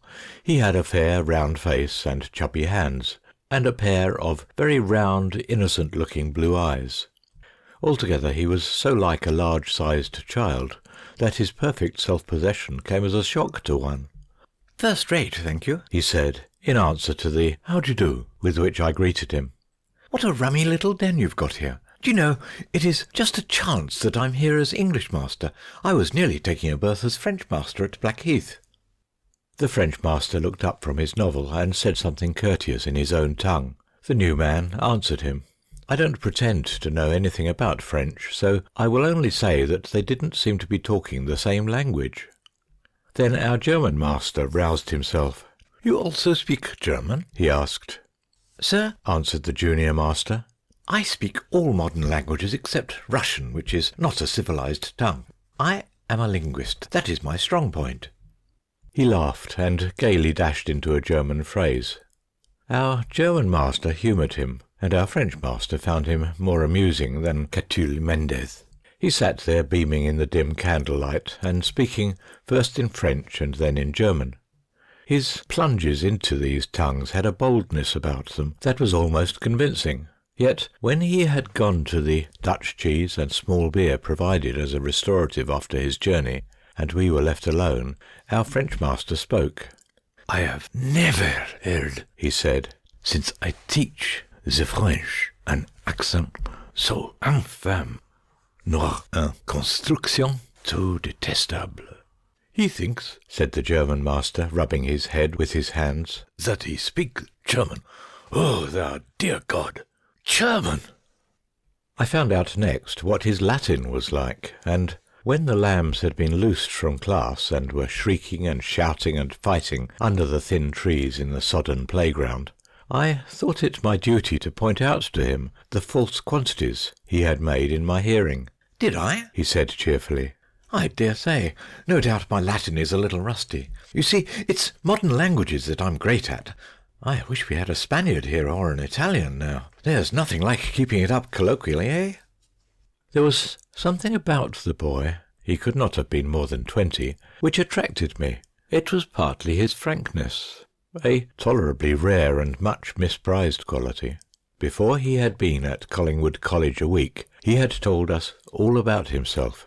The college is in one of London's dreariest northern suburbs. It stands, stately in its stucco, in a waste of yellow brick and iron railings, and shelters under its roof the young of the grocer, the tailor, and the licensed victualler. The principal is vulgar and greedy. The pupils, poor lads, are what their birth and breeding make them. The masters are generally decent fellows, often university men, who are glad enough to get anything to do, even at Collingwood College, rather than starve or be longer a burden on the slender purse that has been strained to give them their education. The linguist was not one of these. "I've taken up teaching," he said, "just to show them what I'm made of. My uncle, he's my guardian, you know, he's an awfully good fellow, but narrow, wants me to go in for farming, and because I wouldn't do that, he cut off my allowance. How can I go in for farming? I want to travel, to translate, and to prepare for a great work, the work of my life, comparative philology. I'll tell you about it as we go down to Ludovic's." And he took my arm and walked me off in the direction of a certain café where we masters were accustomed to supplement the Dutch cheese of Collingwood College. He talked about his book all the way there, and when we had ordered our supper dish, he talked Italian to the management. The management, being Italian, was quick-witted and good-natured, and Monsieur and Madame helped out the linguist by smile and gesture. "A most delightful chat," he said, plunging the spoon into the macaroni. "What a gift it is, though, isn't it? I wish you could talk Italian, old fellow, eh?" It was impossible to laugh at him, and to pity him was obviously unreasonable, for he was very happy. I never knew so inveterately hopeful a man. He had 1,000 schemes for making a fortune, and in each of them he believed fully. He never abandoned a scheme from any doubt of success. Only when a new way to fame and fortune occurred to him, he embraced it with an enthusiasm so large as to overwhelm the old idea. As an English master, he was worse than useless, but I didn't see that it was my place to tell old Collingwood so, and as long as a master was popular, old Collingwood was satisfied. He had no means, poor brute, of knowing whether a teacher was efficient or not, and the linguist was popular. The German master liked him because he was patient and played chess. The French master liked him because he was simple and made an excellent and totally unconscious butt. The Lambs liked him because he was a thoroughly good fellow, and had, further, some distinction in athletics, which gave him a prestige he could never have attained by proficiency in any scholastic branch. And the Amber Witch liked him because he was handsome and well grown, a gentleman, and, from her point of view, a catch. The Amber Witch was the daughter of the management at Ludovic's. She was dark and pretty, with immense black eyes, as hard and shiny as beads, and a mouth like a scarlet flower. Her rejection of ineligible suitors always surprised them very much indeed. All her lovers believed in her pathetically, and she generally wore yellow, so we called her the Amber Witch. Our linguist fell in love with her the moment he caught sight of her through the tomatoes, salads, and sauce bottles of the window at Ludovic's. He fell in love with all the enthusiasm and hopefulness that characterized him. Whenever he could get away from the Lambs, he was at the café. He lunched and dined and supped there, and he strolled in there for coffee and ices, and the management smiled upon him. He used to talk Italian at first to the Amber Witch, but after a while he told me that she preferred to talk French to him. "She says she wants to improve her accent," he explained. My own belief is that she felt he had not command of enough Italian to come to the point in, and she knew as well as I did that he would rather never have told his love than have lowered himself by a declaration in his own language, of which she was entire mistress. Anyway, I believe he proposed in French, and the Amber Witch accepted him. They were formally engaged. I confess that I did not expect the engagement to last, that I thought it would go the way of the many brilliant money-making schemes which the last few months had brought to bud, to blossom, and to decay. But here no new enthusiasm supervened, and I felt what a fool I had been not to try interference before things had gone so far, for he loved the girl with all the faith and passion of a very pure and candid soul. The girl, ordinary little Italian milliner that she was, accepted his love as a matter of course, and his proposal as a matter of business. I had to look on and see it, and it was hard, for I had grown to love the boy. He was generous, unselfish, always at the command of anyone who needed help. His schemes for money-making had always, in postscripts, a kindly application of his wealth, when he should have made it. "You know," said he to me, as we sat in the dog hutch one evening when the French master was at the theatre and the German master was at the Birkbeck, "you know, I must think of something at once to make a position for her. She couldn't stand farming, so of course that question is settled. I think, as principal of an international college, I should make my mark, eh?" "I should think so," I answered gravely. For the life of me I could not help answering him as though he were a child building air castles. "You see, I come of age next month," he said, "and then I can do as I like. Of course, my proficiency in languages would be a great thing in my favour, and I think the boys like me a little, don't they, eh?" "Of course they do," I said. "God knows why they should," he went on. In all but the one point he was the humblest man I ever knew. "Nor why she should. But she does, thank God. And they do. I ought to succeed. Oh yes, I shall succeed." There was the usual fire of enthusiasm in his eyes. "I hope so, old fellow," said I, putting my hand on his shoulder. "Let us have a game of chess," I went on. I wish I hadn't. I wish I had let him talk. But I was tired of my work and very sad about my own affairs, which don't concern this story, and I felt I could not bear any more talk of his projects just then. So we played chess, and I wish we hadn't. He didn't say any more about the International College. We were all very busy with the holidays coming on, the Easter holidays. When I came back after Easter, I saw at the end of our crescent a very large and new brass plate on the gate of a big house that had been empty some time. I crossed the road to look at it.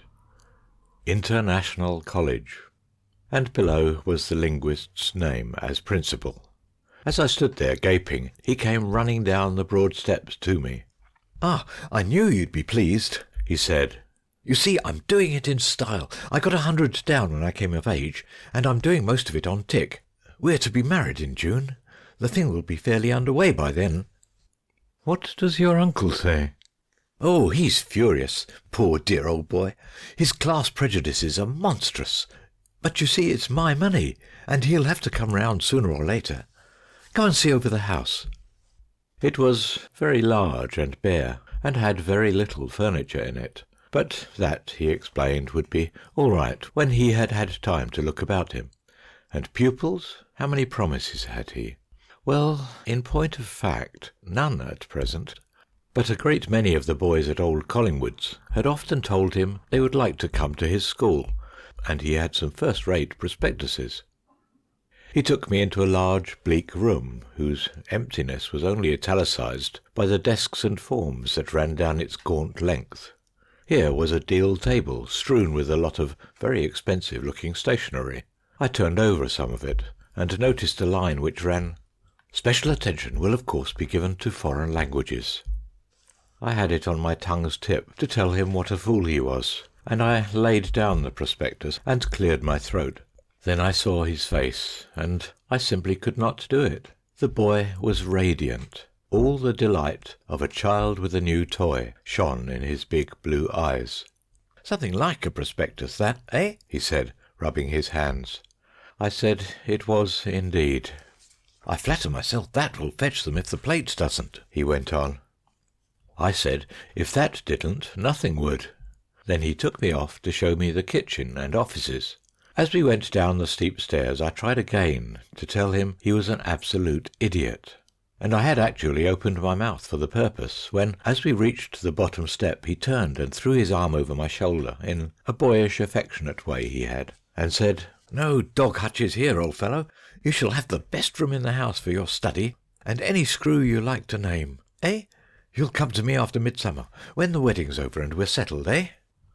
And then I give you my word, I could not do it. I could not tell him that he hadn't a ghost of a chance of doing any good with his school, or with the Amber Witch either, that his foreign languages would be the contempt of a child in Arne's first course, that, in short, all his hopes and dreams were vain and fruitless. A better man would have told him all this at once. I wish I were a better man. I only clapped him on the back, and wished him luck, and thanked him for his offer, and then went back to Collingwood's feeling as mean as a man who has promised a silver new nothing to a trusting 3-year-old. Old Collingwood was furious at the brass plate. Of course, he didn't know how little there was behind it, in every sense, and I wasn't going to enlighten him. I helped the linguist to address and send out his circulars, our French master smoking and looking on just to encourage us, and our German master helped me to carry them to the post in the waste paper basket, a vehicle bitterly appropriate. Then the linguist sat down and awaited applications from parents. But the post only brought disappointment, secured in halfpenny wrappers, mostly taking the form of advertisements from tradesmen desiring his custom. And his £100 was nearly spent. He had bought an engagement ring and a locket for the Amber Witch, and had taken her up the river and to the theatre. I imagine that time of waiting for pupils was the happiest of his life. The continued silence of the parents had no effect on him. He was, as I have said, incurably hopeful. He was not saddened even by the curiously unanimous pressure brought to bear on him, by about the middle of June, by the butcher, the baker, and the candlestick maker. "This is terrible," I said to him, turning over a heap of blue and white bills. "What are you going to do?" "Wolf at the door, eh?" he said cheerfully. "Yes," I said, "the wolf is indeed at the door, calling for absolutely the last time before the matter leaves his hands." And indeed an angry milkman had just left a message in those terms. "Oh, well, I must write to my uncle, I suppose, though I did want him to see that I could do without him. However, for the poor wolf's sake." So he wrote, enclosing a prospectus. I was with him when the answer came. "Now we'll send a bone to your friend, the wolf," he said, tearing open the envelope. Then he grew suddenly silent, a breathless silence. He read the letter through twice, and his face was like death. The paper dropped from his fingers. He got up abruptly and, walking to the window, looked out. "What is it?" I asked. "Read that," he said in a choked voice. I read, "My dear nephew, your conduct in running counter to all my advice compels me to tell you that you are mistaken in your estimate of your fortune. You have nothing. All that your father left you he desired me to use at my discretion. I have put it all into the farm, which is, besides, heavily mortgaged. Your only chance of pulling anything out of the fire is to return to the farm, to your duty, and to me. As for your engagement, I presume that will now be at an end. Your aunt sends her love, and I remain your affectionate uncle." I laid the letter on the table. "What shall I do? Oh, my God, what shall I do? Think of her, old fellow. How can I tell her?" "It won't make any difference to her," I said. "If she's any sort of girl, she'll only love you the more." There again I was wrong. I knew the Amber Witch better than to suppose that, in that sense, she was any sort of a girl. But I wanted to console him, and that seemed the easiest way. So I said again, "Of course she'll never give you up because you're poor." I wish I hadn't said that. He looked at me very earnestly. "You think that angel would share my poverty?" "Of course," I said. I knew it wasn't true, but his eyes frightened me. It was the first time I had seen them without the light of hope. "Then," he said very slowly, "I must give her up." "That's well said," I answered, feeling that good was coming out of evil. "That would be the honourable and right course. Don't see her again," I said, trying to spare him pain which the Amber Witch would not have spared him. "No," he answered, in a dazed sort of way. "No, I'll never see her again. Never, never, never." "Dear old man," I said, "don't take it so to heart. If I were you, I should just write her a letter and then go home."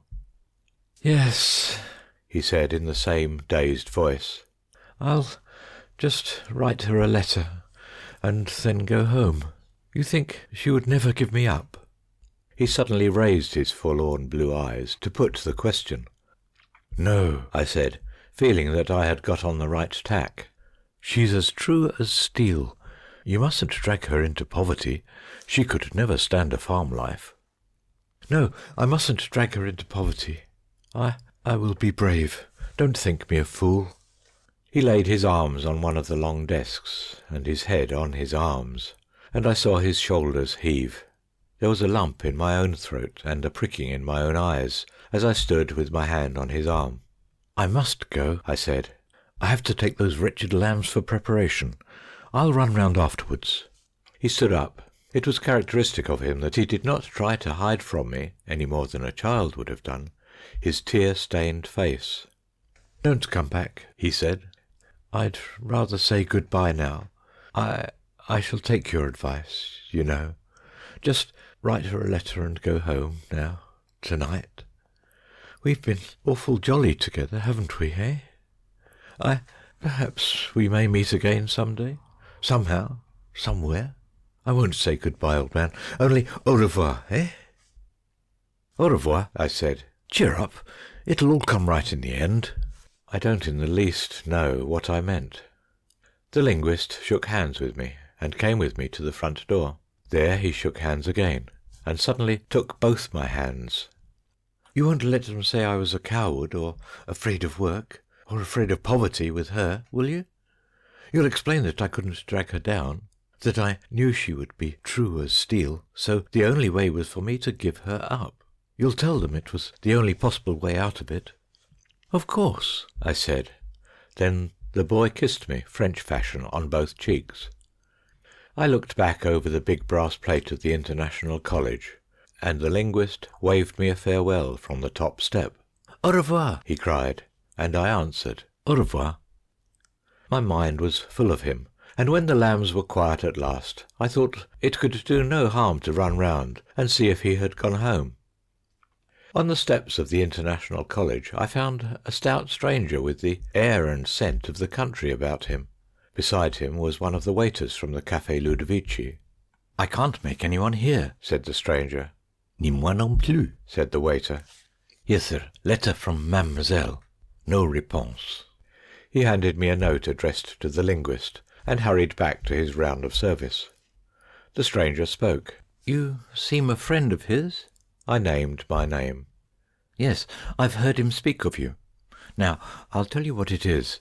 He's headstrong and silly, and my wife, she put me up to writing him a letter, just to bring him to himself. But I felt no good would come of it, and the more I thought of it, the less I liked it. And at last I couldn't bear it any longer, and so I've just run up to town to put things right. And now he's so angry he won't let me in." "I think he's gone home," I said. "But we'll try again." We tried again. We heard the bell clang loudly in the unfurnished house, but no footstep. "You are his uncle, I suppose?" I said. "I saw your letter to him." "Was he much put out?" "Naturally." The man nodded. "I wrote the same letter to the girl's father," he said. "It was a lie, young man, and a cruel lie. I see that now, but you know what women be at persuading and scheming and scheming. His money's as right in consols, and—" "All right," I said. "He's broken off with her and gone home." "You don't think—" The uncle's rosy, wholesome face blanched in the street lamp's light. "That he's been taken ill or anything?" "No," I said. Then I remembered how in a moment of enthusiasm he had forced a latchkey on me in readiness for the time when I should be his English master, with the best room in the house and any screw I liked to name. I forgot. I have a key, I said, and opened the door. It was very dark inside. I stood in the hall and called his name to an answering echo. We struck a match, and going into the schoolroom lighted the gas there. The linguist was sitting at the deal table where the prospectuses were kept, his arms laid on the table and his head on his arms. There were some letters lying by him. His uncle sprang towards him, calling him by name. He never moved. The old man laid his hand on the bowed head. "My dear boy," he said, "it's not true. It was a sort of joke. Forgive your old uncle." I came close and raised his head. "He is dead," I said, and stood beside him, sick at heart, with her letter of insolent dismissal in my hand. "It was laudanum," I said presently, pointing to a blue, red-labelled bottle on the table. "It was my doing," said the old man, trembling, and hanging to my arm. "It was mine," I said to my soul. The heart knoweth its own bitterness. I have her letter to him, and his to her.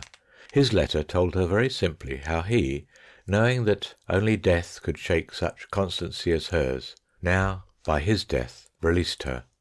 The letter was written in French. It was stained in places, and the Amber Witch sold it to me for a sovereign. I have his letter, I say, but I am not going to print it here, because of what happened when I showed it to our French master. It was in the dog hutch. He looked over my shoulder as I reread it by the dim light of the candle in the battered tin candlestick. I read the honest outpouring of the boy's generous, simple heart, and presently the words grew indistinct, and I felt my face flush and my eyes prick. Then the French master said, shrugging his shoulders, "Je vous demande un peu votre construction." And that was the linguist's epitaph. End of chapter 5. A woman's vengeance. It was a council of war. The little attic under the lean-to roof was in the wildest confusion from end to end. A clean little attic, graced with white dimity and well-scrubbed boards, and in its everyday dress it was a tidy little attic too. But now all Nellie's wardrobe had been dragged from the drawers, bandboxes, and brown paper parcels that held it in ordinary times, and was spread out on bed and chairs and dressing-table before the critical eyes of her friend.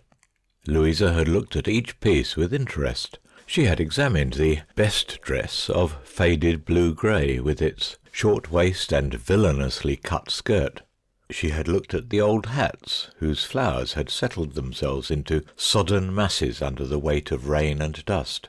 And now the two girls were sitting on the floor looking through that inexhaustible treasure chest, the corner drawer. There were ribbons and bits of lace, the imitation ivory prayer book given to Nellie at her confirmation, the embroidered muslin handkerchief with N in the corner, which enfolded the prayer book when its owner took it to church. Nellie showed her treasures, from the little shell boxes that her aunt had brought her from Brighton, to the crockery dogs that she herself had bought towards housekeeping last fair day. And when they had looked through everything, Nellie's glance despairingly turned again to the grey dress. "It's no use," she said. "I've shown you every rag I have, and you must see I couldn't go to Sandhurst Flower Show that sight. I must have a new gown." "So must I," said Louisa. She was tall, handsome, and red-haired. She affected dark blue and the almost unrecognisable form which the latest fashions took by the time they reached Sandhurst. "Of course, I ought to be keeping my money laid up for the winter," Nellie went on, rumpling her hair desperately with her little red hands. "But I can't bring myself to scare the crows on Flower Show Day. Not if I have to wear my old winter jacket another 2 years." "And quite right," said Louisa warmly. "And I, for one, don't blame you. "What's that?" she said suddenly, diving into the drawer and bringing up a photograph which had slipped from the folds of a blue silk handkerchief. "Why, it's Albert Munn," she went on, evading Nellie's sudden snatch, and holding the photograph at arm's length with one hand, and her friend at arm's length with the other. "I wish you would leave my things alone," said Nellie. "What I wants you to see, I shows you." "Well, there, don't get your monkey up," retorted the other. "No young man's worth that, my dear. But I see now why you want to be so smart on Flower Show Day." "Nothing of the kind," said Nellie hotly, and she got up and began to fold her things and put them back in their places. As she did so, Louisa shot an evil glance at her out of her reddish-brown eyes, and closed her teeth so sharply that they made a little click as they met, and her lips became one thin red line. "Well, don't be cross," she said after a minute or two. "I'm sure I didn't mean to offend you. I beg your pardon if I've said anything to give offence. Let's talk of your new dress. I don't know what I'm going to get myself yet, but I'm going to see my cousin at Hastings." "What, her that dress makes?" said Nellie. "Yes, and I shall get her to give me an idea or two. And besides, I can look through all the fashions. She has 'em all in books. They do say," she went on after a pause, "that fashions is going to take a wonderful turn. It would be nice if you and me were to be the first in Sandhurst to have the new ones, eh, Nellie?" "That would it?" Surprised gratitude was in Nellie's tone. "Oh, Louisa, I wish I could go with you to Hastings." "I'm afraid that's no ways possible," said Louisa quickly, "seeing I must go to-morrow, and I know it's your baking day. But I tell you what, Nellie, I'll look at the fashions, and if you like to let me have your money, I'll make the best bargain I can for you, and you shall be dressed in the best fashion, like the country folks themselves, and we two will take the shine out of the Collins girls at the mill anyhow." Nellie flung her arms round her friend and kissed her heartily. "Well, you are a good 'un," she said, "and I'm sorry I spoke disagreeable just now." "You'll be sorrier yet afore you're done," said Louisa to herself as she went down the narrow stair. Louisa went up the village between the rows of white-faced, thatch-roofed houses with the beginnings of a crime in her heart. She also had a photograph of Albert Munn. That also bore on its back the inscription, "From your affectionate friend, Albert." And Albert was by far the best match in the village. To begin with, he was the son of a well-to-do grocer. Secondly, he was in London, apprenticed to a lithographer. And thirdly, he was much the handsomest of all the youths who smoked their pipes on the green of a holiday time. Her sense of her own wickedness was heavy on Louisa when she woke the next morning, but she did not falter in her purpose. She took the train to Hastings and had a long consultation with her cousin in the stuffy little room, littered with snippings of silk and velvet and cloth, and furnished with piles of young ladies' journals and fashion magazines. Among these she found what she sought, a model for her own dress. It was in last week's number, a very wide skirt and immense sleeves, hunched up at the shoulders. Her own waist was not as small as the model's, but a new pair of stays would, she trusted, do much. Then, among the fashions of 12 years before, she sought the model for Nellie's gown. She found it, a simple dress of the kind that used to be called a housemaid's skirt, with a full falling frill of lace round the neck and soft clinging sleeves. Armed with these prints, she sought the principal drapers, and bought for herself the most magnificent plaid stuff and shot velvet that its resources could produce. For Nellie she bought a Madras muslin of a pale, dull clay colour. "If that isn't the dowdiest thing in Hastings, or all Sussex for that matter, you may call me a fool," she said to her cousin when she got back, and her cousin applauded with all the enthusiasm born of the affection of kinship and the spite of sex. The next day she took the muslin to Nellie with the fashion plate, from which she had carefully cut the date, and exhibiting the two with affectionate pride, said, "I told you the fashion was going to change. Now we shall be the same as the folks up at the Hall, and Colin's girls will have to hide their heads, I know." Nelly was not very much in love with the Madras muslin, but she was far too grateful and gentle to say to Louisa what she said to her heart, that she would have liked a nice mauve or pink, something bright for the flower show. However, all her money was gone, for the muslin, in reaching Louisa's ideal of the dowdy, had reached the limits of Nelly's savings, and there was not even a couple of shillings left to buy cherry-coloured ribbons with. "Don't you let anyone see it afore Flower Show Day," urged Louisa. "My cousin is making my dress, so I can come and help you to sew yours if you like." And she did. The Flower Show morning dawned with all the fresh sparkle of July's best. "I shall see you in the tent," Louisa had said. "What with Maggie and Lottie coming home for the day, and the Munns coming to dinner with us, there will be more than I can manage in the morning without coming round to you. But my cousin has sent a hat to go with your dress. I'll send it along if you will accept it as a present." The horrible iniquity of her conduct somewhat dashed Louisa's enjoyment of her umbrella skirt and ponderous velvet sleeves. She hardly dared to think what would happen when Nelly found out how she had been tricked. She herself, she knew, would be ready to tear the eyes out of any girl who could so betray the claims of friendship as to send her to a social function arrayed in a bygone fashion. But Nelly was quite happy when she put on the soft pale gown and large granny bonnet, also in the fashion of 12 years ago, unearthed by Louisa's cousin from the faded stock of a failing draper in a back street in Hastings. She could not help seeing how pretty she looked in them.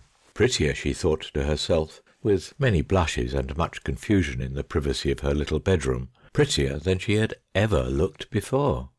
The frame of the bonnet was like an aureole round her delicate little face, and the clay colour of the muslin showed up the dainty tints of the cheeks and lips and eyes. She had trimmed the bonnet with some old yellow drab ribbon that had belonged to her mother, and fastened some pale pink monthly roses in the cheap brooch in her neck. Her gloves were a delightful 6-button pair that Albert Munn had sent her the Christmas before. She went down to the tent, where the flower show was in full swing, a little late, because she had had to see to father's dinner, and to set the table for the tea, to which some dozen of their friends were invited. A farmer's daughter has not so much time to spend on dress as some of her richer sisters, but when handsome eyes and a black moustache are included in the day's programme, you may be sure that she thinks as much of her dress as your duchess or your fashion article writer. When Nelly entered the tent, Louisa concluded that she would perceive at a glance, as she herself would have done, the terribly false position in which she was placed by her old-fashioned costume. But Nelly did not perceive it. She did not even notice Louisa's heavy grandeur, because directly she appeared in the doorway, Albert Munn came forward, with a light in his eyes she had never seen there before, tucked her hand under his arm, and led her off to look at the roses. He had been talking to Louisa up to that moment, and had been content in talking to her, but when Nelly, in her old-fashioned dress, showed against the blue sky in the opening of the tent, he saw at once a picture, a goddess, someone who had stepped out of one of the oleographs up at the office, a girl to whom billets doux and trysts and kisses and true love should all come as part of the day's work, just as her costume did in oleograph land. The straight folds of the gown, its graceful outlines and delicate colouring, appealed to him at once and convincingly. When they came back from the roses, Nelly's face was pinker than the ones she wore. As they came near Louisa, they stopped. "Miss Louisa," said Albert, "you must wish us joy. I had no idea you were such a matchmaker. Nelly tells me this beautiful gown was your idea. If it hadn't been for you, I might have gone another 6 months without seeing that Nellie is the prettiest person in the world, and the dearest. How can we ever thank you enough? End of chapter 6. The Judgment, a Broadmoor biography. Yes, a villainous-looking brute, as you say, sir, and I thank the Lord he's got all he earned, and more. Sometimes the beggars has grit and more pluck than some folk like to see in such vermin, but some of them ain't no more spunk nor a mouse. I love pluck myself, though. If a man's good, he's the better for it, and if he's bad, he ain't none the worse. Most of them as come here commit crimes through their madness, but it wasn't that way quite with him, and yet here he is at Broadmoor.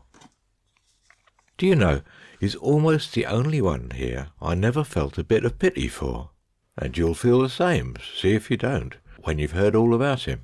Now, don't you be interrupting me by asking me how I know this and that and the other. I got it all out of the evidence, only I pieced it together, so as to tell myself how it all happened. He'd always been a regular bad one, he had, and the Lord only knows what he hadn't done in his time, but he'd never been lagged for anything more than thieving till he met with a cleverer chap than him, and together they did more than one bad night's work, I know. Well, this other chap, he found out somehow that there was something about a certain house in a certain village that made it worthwhile for him to hang around there above a bit. "It's a first-class job," says he to our man here.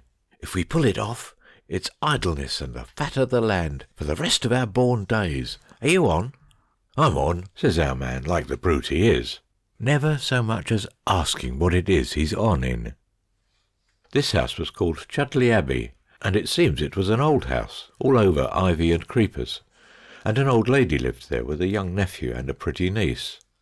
Of course, you guess there must be some sort of love-making when a young man and his pretty cousin live under one roof. So there was. And their sort of love-making was the marrying sort. The question was popped, and the day was named. And then my young sir must needs get the family diamonds out of the bank to see how his sweetheart looked in them. He thought she looked sweetly in them, you may be sure, and he gave them to her to keep, just telling her not to let anyone know she'd got them, till he'd got a safe to keep them in. So she takes them up to her room and she hides them. Now, he thought, and she thought, no one knew about them diamonds. But I don't need to tell you, sir, that valuable stones don't change their addresses without its being known somehow to more than one and more than two, and among those that knew were our man and his mate. Well, they meant to have the diamonds, and they laid their plans, and there was two things made their plan easy to work. First, the young lady slept in a room at the far end of a long passage, with no one near her. It was the oldest part of the house, and she liked it, because it was so romantic. You know what young ladies be, sir. Next, the young gentleman, what always slept at home, was to sleep at the inn the night before the wedding. You know, sir, it's a custom with gentlefolks. So the plan was that on the night before the wedding, when there was only the women in the house, our man was to climb up the ivy and creep into the young lady's room and take the diamonds. "It'll take me some time to find where she's hid them," he says to the other chap, "so I'd better make the girl safe first." It was decided that our man was to go right away for a week, so there mightn't be any suspicion, and when he came back his mate would meet him at a certain place and hour and tell him if any change was wanted in the plan. If his mate didn't meet him, he was to go to the house at once. So he climbed up one night and filed the window bars nearly through, and got all ready, and then he went away. After a week he came back. It was a very dark night. He waited a quarter of an hour by the old wall, but no one came, so he took his knife in his teeth and climbed up the ivy, going very slow and quiet. The bars were just as he had left them. He took one out very gently and laid it down and got into the room. It was very, very dark, and smelt of scent and camphor, like a chemist's shop. He listened for the girl's breathing to guide him to the bed, but he heard nothing. Presently, feeling about, his hand touched the bedpost. Then he wraps his red cotton handkerchief round his hand to put over her mouth, and he takes his knife in the other hand and feels for her face, and pulls the sheet off her neck. She never moved, and it was done in a minute. Then he lays down his wet knife on the bed and strikes a match, quite at his ease to look for the diamonds. He lights a candle that stands by the bed head, and then sees the bed and what's on it. And he gives a yell that fetches every soul in the house awake, and he goes off then and there, stark, raving, screaming mad. The sight of what he meant all along to do? Not it. Conscience? Not a bit of it. Sheer fright at the sight of what he'd done and hadn't meant to do. The candle showed him the bed, all a mass of white flowers, and what was lying on it, under the white sheet, had laid there dead long afore he come a-nigh the place. I've heard say as corpses can't bleed. Well, all I know is... Well, I won't say any more about that part of it, sir, if you don't like it. It ain't pleasant even to hear about, and the sight of it sent him clean off his head. It was a corpse's throat he'd cut, the blundering, murdering villain. And when the servants ran in with lights, they found him lying across the bedfoot, foaming at the mouth and mad as a hatter. If he'd had any sense left for thinking, he wouldn't ha' known what to think. But this is what really had happened. The other chap, once our man was out of the way, thinks to have a try for the diamonds off his own bat. But meantime, the young lady at the Abbey had found out the filed window bars, and when he tried it on, the young master and the under gardener was ready for him, and took him with the knife in his hand, bending over the empty bed. Thinks he, t'other chap shan't get off then, neither. So off he goes to jail, leaving his mate to be copped when he comes back to try it on, according to agreement. And in jail he turned funky, and choked himself with his belt, for there was other things against him, besides their having found out he was the Peckham mystery. And no one in the Abbey expecting any more visitors through the window, they didn't have the bars mended. But a silly maid, who'd frightened out of her wits, sticks 'em up again to look like they did afore. And how come the young lady to be dead already? Why, bless your soul, sir, didn't I tell you? It wasn't the young lady at all. It was the old housekeeper, as had been ailing this long time, and had gone off sudden with the turn the first chap give her when he screamed as he was took. And they laid her out in that room, being furthest from the other rooms. And if he'd had an ounce of pluck, our man might have got away, but it's my belief he wasn't meant to. The judgment takes folk queer ways sometimes. End of chapter 7. A grand piece of work. 1. The curtains were drawn. The fire burned brightly. A cheap shaded lamp shed its warm glow of light on the miscellaneous crockery and tinned spoons, which were set out for the evening meal. Lottie Hazel was sitting on the bright steel fender, stirring something in a little saucepan on the fire, and hushing on her knee a frail white child, not yet 2 years old. In spite of its obvious poverty and a certain stuffiness which, in so many minds, seems indissolubly associated with comfort, the room was a cheerful one, and had a pleasant, welcoming air about it. An air not lost on its master when, having stumbled up the ill-lighted staircase, he opened the badly hung door of his home. The boy, he could not have been more than 19, came in whistling gaily, kissed his wife, and sat down in the rickety Windsor chair opposite the hearth. She looked up at him with reproach in her eyes. "You're late, Bill." "Yes, old girl, I've had a queer day, an uncommon queer day. How's the kid?" "Poorly, very poorly. I took her round to the dispensary tonight, and he says beef tea." Hazel bent his brows.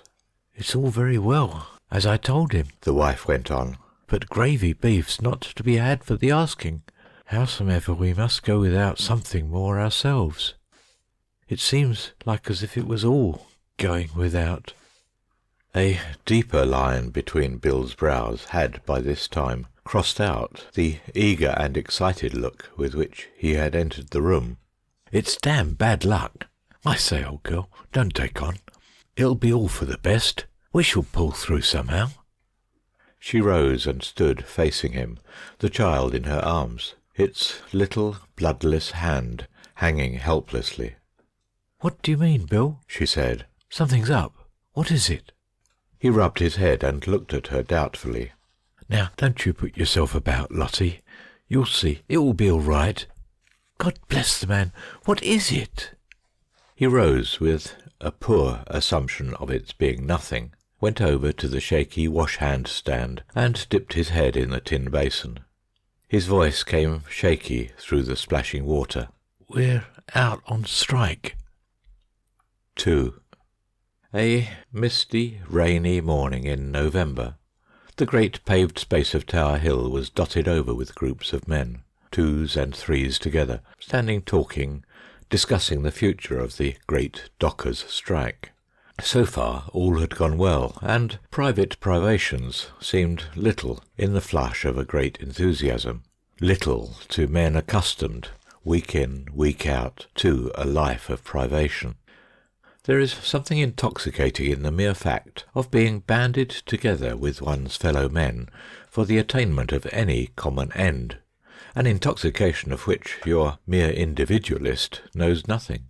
The excitement of a great aim, something immeasurably beyond the dull round of their workaday lives, filled these men, and the talk among the groups was hopeful, bright, enthusiastic. Bill Hazel was among them, thinner than a fortnight before, but with a keener light in his eyes.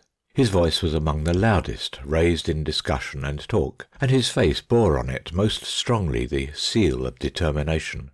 His was the loudest hurrah when the well-known straw hat of the leader of the strike was seen at last. "He's the man to pull a thing off," Bill said to his companion, as the leader appeared in the road, which, running above Tower Hill, seems a sort of vantage ground or platform from which one can speak to a crowd. The leader pushed forward. A nod here, a handshake there, a volume of prosiness cut short and answered by a word, and he sprang onto the parapet and waved the straw hat in answer to the triumphant acclaim of the crowd. Then he began his speech, his daily speech, from which the dock labourers learned what were the hopes of victory, what the threats of defeat. What matter what he said? He knew how to speak straight from his heart to the hearts of the men who heard him.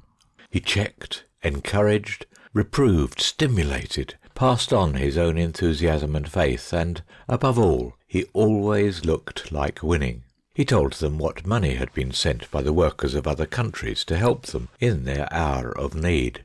He told them what he had done and what other men had done on their behalf since the previous day. He told them what would be done by him and them that day to further the cause they all had at heart. Then, amid ringing cheers and a fire of enthusiasm that even a London rain was powerless to damp, the crowd dissolved, dispersed, and bannered and banded, the procession of the penniless started on its daily march through the richest city in the world. Bill was of it. He held one of the cords of a banner, a position of responsibility that lightened the fatigue of his long hours' march. The roads were muddy with 3 days' rainfall, and boots in the army of labour are seldom much to boast of. Even scarcely interested passers-by, glancing casually at that procession with its firm step, its haggard, resolved faces, and the brave light in the dockers' eyes, said to themselves, "These men mean winning, and they will win."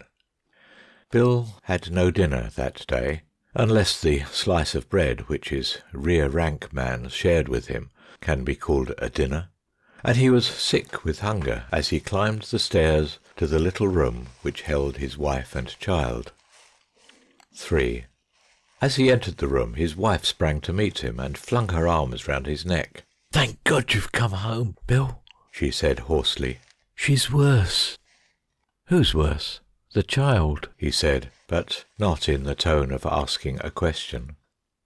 Yes, the child. Our little girl, as you said you loved dearer than me. I only said it to tease you, my girl. He held her with his arm and stroked her with a sort of rough gentleness. Let's have a look at the kid, and then a bit of supper. I'm wore out, Lottie, old woman. She lighted the candle, and the father and mother stood beside the bed where the child lay, wasted and thin. Any doctor could have told them that the child was weakly, could never live to grow up, but doctors are not given to plain speaking. To them it seemed that if the baby could only be better fed, she might grow round and rosy, like the children who played on the flags of the court outside, children of parents a little higher in the social scale than a dock labourer, children energetic enough to play at strikes, with an old tin tray and a few bits of rag for flags. The two stood looking at the child. Bill broke the silence in answer to something unspoken. Poor little kid. I can't help it, Lottie, I can't help it. I gives you everything I get, relief tickets, grocery tickets and all. I can't help it. What's a chap to do? She turned on him almost fiercely. Do? Why, chuck up this cursed strike. Go back to work. You're sure of work now, and better money. Go back to work, he repeated slowly. Look here, she went on. Look at our home. It wasn't much afore, but look at it now. Where's our sticks? Where's our duds? Where's everything? Gone to pay for your holiday, for you to go processioning about all day long, while me and the kid may stay at home and starve for all you care. Bill sat down on the edge of the bed. You knock me all of a heap, Lottie, he said. You do indeed. I told you what the strike meant, and you said, I don't care what I said. But unless we stand by each other, as Jack was saying today, the strike's no good, and all this goes for nothing. One won't make any difference to them, she answered, walking heavily across the room and leaning her elbows on the mantelpiece. But suppose everyone says that, the strike would be over. And he rubbed his rough chin with his hand. Never mind what everyone says. What you've got to think of is me and baby. Don't I think of you? He cried with sudden violence, getting off the bed and beginning to walk up and down the room. God bless and save the woman. What else do you think I think of when I'm tramping about all day on an empty stomach? It's for the sake of our wives and kids that we strike for better money. Jack said so this morning. Hang Jack! Then she hesitated a moment, and then came across the room to him. Bill, she said, have I been a good wife to you, or haven't I? Course you have, old woman. Don't take on so. Don't 'ee now. Then, Bill, I beg and pray you on my knees to drop this strike and go back to work and save our little 'un. Oh, Bill, what does it matter what you do? You ain't everything to the strike, but we haven't nothing but you, me and baby haven't. She had actually flung herself down on the floor as she spoke. He stooped to lift her. No, she cried wildly. Not till you say yes. Oh, Bill, for God's sake, there's nothing left to pawn. Them grocery tickets is no good for getting her what she wants. Say yes. He did raise her then, and set her on the wooden box that served as a chair. I can't, my girl, he said. I can't go back on my mates. It would be a damn dirty trick. I can't do it. There was a long silence, broken only by the sound of a street fight below. Bill tried to return to the commonplace. Got any supper for me, old girl? I'm wore out. No, said Lottie bitterly. I've got no supper for you, nor for me neither, nor no breakfast, nor no dinner. I sold the ticket for 2pence to get beef tea for baby, and I've had nothing all day. Her voice faltered here. Oh, Bill, I'm so hungry. Won't you go back to work? I could borrow threepence from the people downstairs this minute, if you'd promise." "My poor old woman," he answered drearily. "I can't do it. I couldn't never look a mate in the eye again. I can't, not if we all starve for it. May God forgive you, then. I can't." And at the bitter cry the child woke, wailing, weakly, pitifully. The mother's arms were round her in a moment. "And she's hungry again now. My God, what can I do?" 4. End of strike. All men to return to work on Monday morning, by order of the council. That notice was posted up outside headquarters on Saturday evening, but Bill Hazel did not see it. He was with his wife, who sat on the straw that served them for a bed, with the baby in her arms. They fed the child with milk, but she took little, and lay, mostly sleeping, in her mother's arms. When she was awake, her mother sang to her the gayest songs she could recall, sang them with the unmanageable lump in her throat, the unspeakable weight at her heart. On Sunday morning Bill went out. "Bully finish, eh?" said a mate who met him near Tower Hill. "What?" "Strike's over. We've won. Last procession starts at 10. You must be in it." Bill turned and ran back along the streets, bright with the autumn sunshine. He would not lose a moment in telling Lottie the news. Ah, poor girl, how sad she had looked an hour before, when he had left her. "The strike's over, my girl," he cried, "and we've won." His wife was still sitting on the bed with the child in her arms. She turned and looked at him coldly without speaking. Bill flung his old hat up in an uncontrollable access of triumph, all hardships and struggles forgotten in victory. "We've won, by God," he said. "A grand piece of work." "Hush," said his wife, still not moving. "Hush, baby's dead. Yes, it's a grand piece of work." The end. The end of chapter 8. The end of Something Wrong by Edith Nesbit.